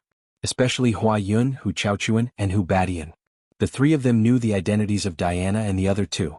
They were the three team leaders of the Kosher Mercenaries executive team. To put it bluntly, the three teams under Diana and the other two were the symbol of the Kosher Mercenaries. Although Snake, Lizard and Tiger, Leopard had a higher status than Diana and the other two in the international arena, that was not the case. In fact, Diana and the other two were only less famous than Snake, Lizard and Tiger, Leopard. In terms of the forces they controlled, they each had their own merits. Of course, Diana and the other two were also part of the upper echelon of the Kosher Mercenaries. Other than Hua Yun, Hu Chaochuan, and Hu Badian, the others might not have even heard of the Kosher Mercenaries. However, from Hu Beishan's reaction, they could tell that Diana and the other two were not simple people. And now, Diana and the other two, whom they all thought were not simple people, were actually being ordered around by Yun Jian? No, more accurately, it should be Yun Jian ordering Diana and the other two? Are you crazy? Do you know who they are? How dare you speak to them like that? If you want to die, don't drag us down with you. Hua Yun was so frightened that she almost knelt on the ground. Yun Jian actually dared to order Diana and the other two? They were the three team leaders of the Kosher Mercenaries executive team. Although she did not know why these three super important people were here, Hua Yun was terrified. In spite of it, Hua Yun was scared out of her wits because she was afraid that Yun Jian would infuriate the three important figures by speaking to them in such a tone. If that happened, it would be Yun Jian who caused everyone here to die. This was the fate of those who angered the Kosher Mercenaries. Hua Yun lowered her voice so that Diana and the other two could not hear her and spoke to Yun Jian in a low voice. After Yun Jian finished speaking, Hu Chaochuan also spoke in a threatening tone to Yun Jian. "You better watch your tone. How dare you speak to the Kosher Mercenaries in such a tone, you..." Hu Chaochuan had just whispered these words to Yun Jian, but before he could finish his threat, Lin Yichin heard his voice. "Keep it, keep it, keep it. Which one of you started this? How dare you play cards so leisurely in this place? Sister Jian has spoken, what are you waiting for?"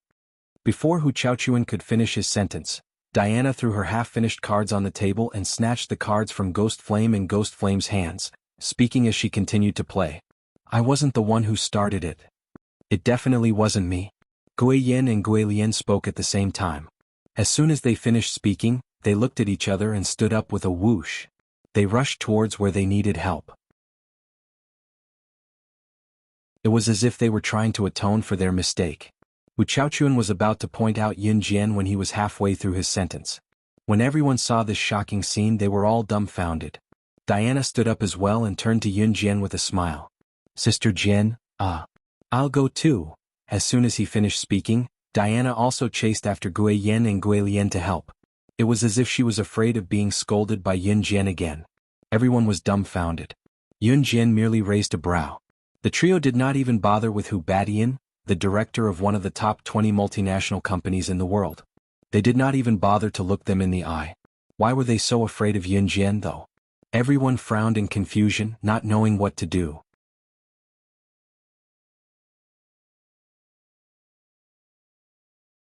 Chapter 1077. It was only when Diane and her friends disappeared from their sight that the crowd snapped back to reality. Miss Lu held her son with one hand and her husband with the other. Judging from her expression, she was still at a loss. What was Kosher Mercenaries? Miss Lu and the rest of them were clueless about the situation. In spite of it, It was not hard to tell from the trio's reaction that the kosher mercenaries were an impressive existence. Miss Lu might be able to understand the meaning of mercenary group. However, the people standing around were farmers from Xinjiang town. Some of them had not even gone to school. How would they know the meaning of mercenary group? While everyone was still wondering why Diane and her friends had addressed Yun Jian as Sister Jian, the trio's faces had turned pale. Hu Badian and his friends were pale with fright. You know them? They were so obedient to her just now. Hua Yun's eyes widened in fear as she watched the scene before her.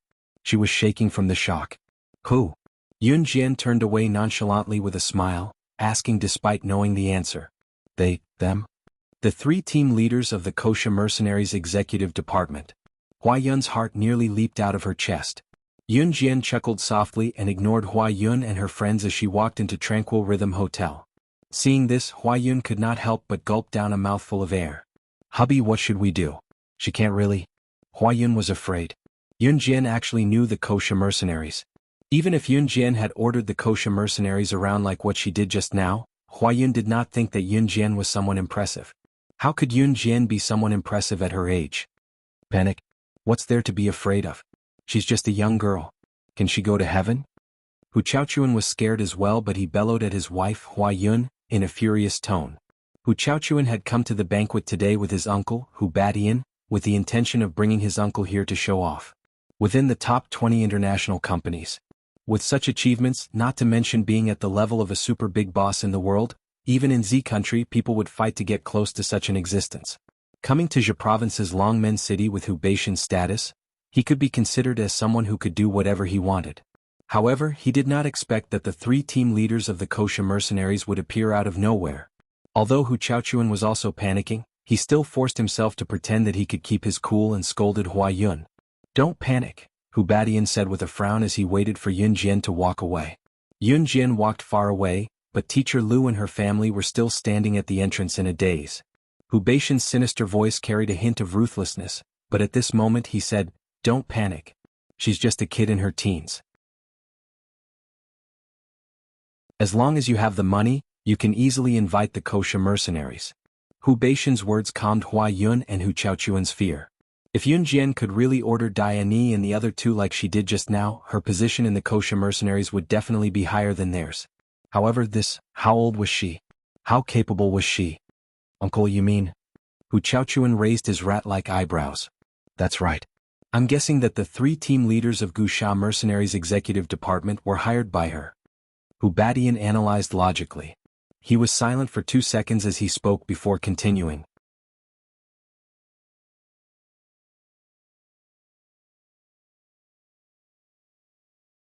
Chapter 1078.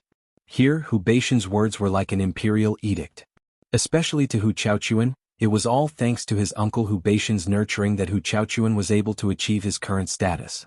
Therefore, to Hu Chaochuan, whatever Hu Badian analyzed must be correct. He did not even have the slightest suspicion. To put it nicely, Hu Chaochuan trusted his uncle Hu Badian quite a lot. However, to put it crudely, Hu Chaochuan was brainless. He believed everything his uncle Hu Badian said without the slightest doubt. "Oh, uncle, that must be it. I was wondering why the leaders of the 3 executive departments of kosher mercenaries would listen to that kid so much. So this is the reason." Hu Chaochuan nodded confidently. Kosher mercenaries was a mercenary group. Mercenaries meant that if you paid them to do something, they would accept the mission, be it murder, investigation, counter-investigation, or assassination, as long as the amount was met. When they found out that Yun Jian was the director of a rather reputable company in Longmen City called New Cruise or something, Hu Chaochuan and Hu Badian were both stunned. Knowing this, Hu Chaochuan and Hu Badian both thought in unison. Yun Jian must be something to be able to run New Cruise at such a young age. Of course, owning New Cruise meant that Yun Jian's income must be substantial as well. With a substantial income, it was not difficult for her to pay to invite the 3 executive department leaders of kosher mercenaries to suppress the crowd during Qin Yiru's wedding today. Of course, if Yun Jian really did spend the money to invite the 3 of them, Hu Badian would know the identities of the 3 executive department leaders of kosher mercenaries. They could put on this show with Yun Jian. However, they would not help her with more tasks or other trivial matters. This was the kosher mercenaries' rule. That was why Hu Badian said, "As long as we don't provoke them directly, everything will be fine." As long as they didn't directly provoke the kosher mercenaries' 3 executive team leaders, Even if they beat and scolded Yun Jin, the Kosha mercenaries' 3 executive team leaders wouldn't do anything. "Uncle, I got it," Hu Chaochuan said to Hu Batian as he held his wife's hand. "Alright, let's go in then." Hu Batian naturally assumed that the appearance of the 3 executive department leaders of the Kosha mercenaries was the reason. So he led Hua Yun and Hu Chaochuan into the hall. Inside the Clear Rhythm Hotel, the guests were gradually entering through the main entrance. Of course, those who came were Qin Yiru or Gu Yunjian's relatives and friends. As for the international bigwigs that Yun Jin had invited, they had yet to appear. Yun Jin kept an eye on Dai Annie and her friends throughout the process as they helped Yun Yi. It had been a long time since Diane and the other 2 had done such hard work. They had to set up the wedding ribbons in the middle of the wedding ceremony, as well as place the wedding candies that the guests would take away after they finished their dinner on the seats. Dai Annie and her friends might be good at other things, but they had never done this kind of work in their entire lives. "Sister Jin, you're making the 3 of us fly all the way here to do this?" Dai Annie picked up a wedding ribbon and looked at Yun Jin, who was not far away, helplessly. "Cut the crap and do more work. You guys can have dinner earlier." Yun Jin crossed her arms in front of her chest with a grin. It was then that a group of well-dressed people came through the door. Judging from their aura, it was completely different from Qin Yiru and Gu Yunjian's relatives and friends. The entrance of these people felt like they had walked into an international upper-class banquet.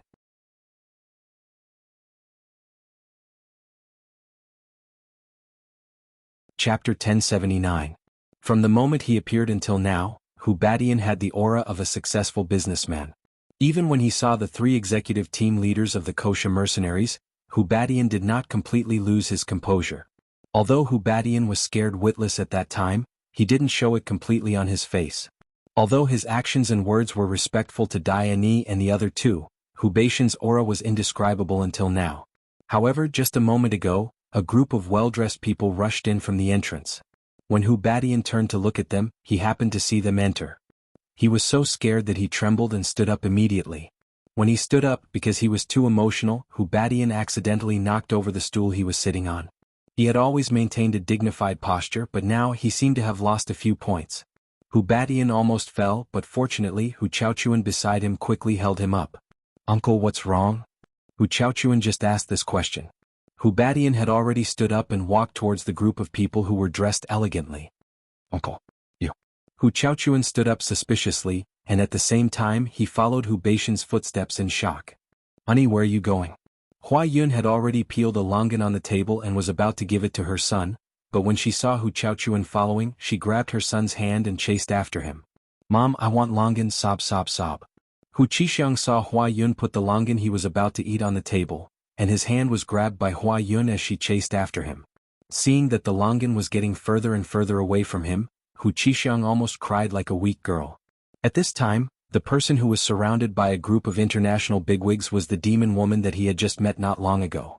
The demon woman was the CEO of one of the top 10 multinational companies in the world, and now many people knew that the demon woman was the person in charge of the Rongyao company. As for the chairman of the Rongyao company, she never showed up. It could be said that the demon woman could make her own decisions about the Rongyao company, as long as it was not related to the company's survival. Therefore, many people in the underworld flattered the demoness. Rongyao company was not only one of the top 10 multinational companies in the world, but it was also one of the top 5 multinational companies in the world. Now, Rongyao company was about to surpass the top 3 and become one of the top 10 multinational companies in the world. Let's not talk about whether a nobody like Hu Batian had the qualifications to stand next to the demoness. With Hu Batian's performance, he could be considered to be in the top 20. However, the top 20 and the top 5 were not on the same level at all. For example, if a company wanted to enter the top 20 in the world, it would need $10 billion in total assets. Then, if it wanted to enter the top 5, its total assets would need to be 100 times more than $10 billion. In other words, the higher one went, the more difficult it would be to surpass the one in front. The total assets required were also increasing. Therefore, in front of Rongyao company, Hu Batian's company could disappear from the international scene forever with just a flick of her finger. Therefore, when Hu Batian saw the demon woman being escorted in through the entrance, one could imagine how excited he was at this time. He did not even think about why the demon woman would appear at Qin Yiru's wedding. "Yo, why are you here?" Hu Batian trembled.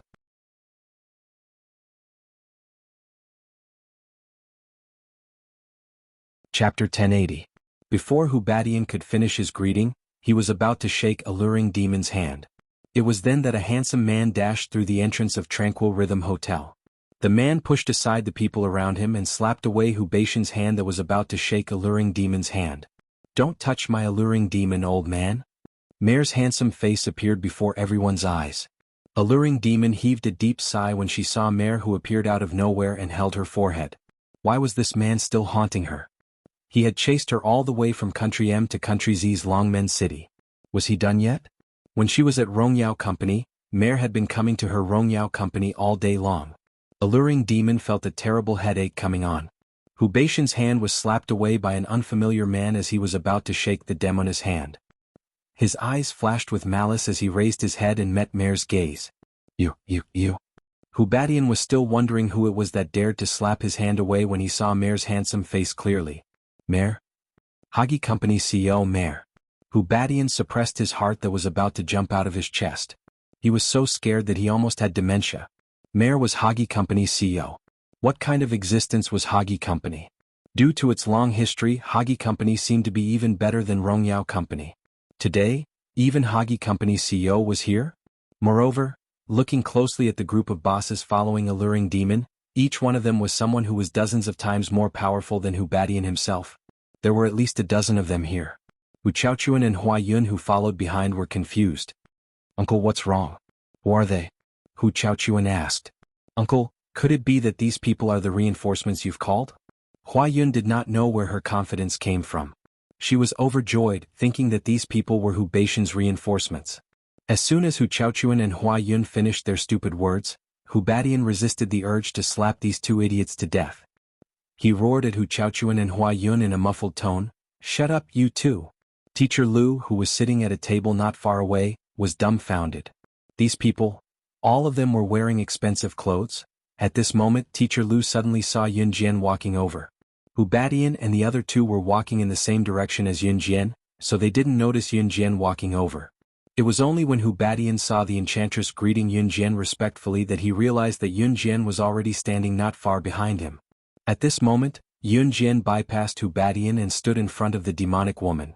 Yun Jian nodded her head gently when she heard the demoness calling out to her. Yes. The international bigwigs who stood beside Alluring, which stared at Yun Jian in shock. This young lady could actually make Enchantress, the CEO of Rongyao Company, call her sister?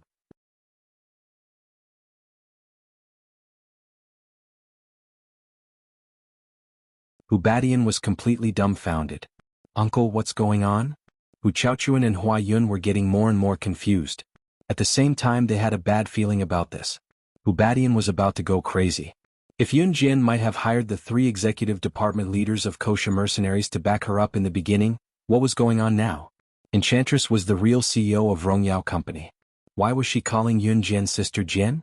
Just as Hubadian thought about it, a figure suddenly appeared in front of him. One of the bosses standing beside Enchantress suddenly pointed at one of the 4 slender silhouettes that walked in and exclaimed, Isn't that one of the 4 leaders of an Hun group, Shuaying? Shuaying frequented major events, so it was easy to recognize him. Just as the boss spoke, one of the bosses who held a relatively high position continued with a trembling voice under everyone's gaze, "It's not just Shuaying. No, not just Shuaying. If I'm not wrong, the 4 of them are the 4 leaders of an Hun." As soon as these words came out, everyone was shocked. All the bosses widened their eyes, their faces pale from the shock. The 4 leaders of an Hun group each had their own responsibilities in the organization and rarely appeared together.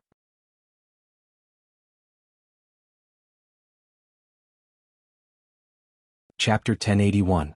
At this moment, the 4 figures had already walked in side by side from the main entrance. Adam's injuries had completely healed and he no longer needed Lan Su's support. Lan Su had spent more time with Qin Yiru, so he was still by Qin Yiru's side to provide support and had not arrived yet. The 4 leaders of the an Hun organization. Compared to the group of big shots around him, Hubatian's heart was filled with a sense of horror, as if 10,000 horses were galloping past him. What? How could it be? The 4 leaders of the Hun organization were all here to attend Qin Yiru's wedding?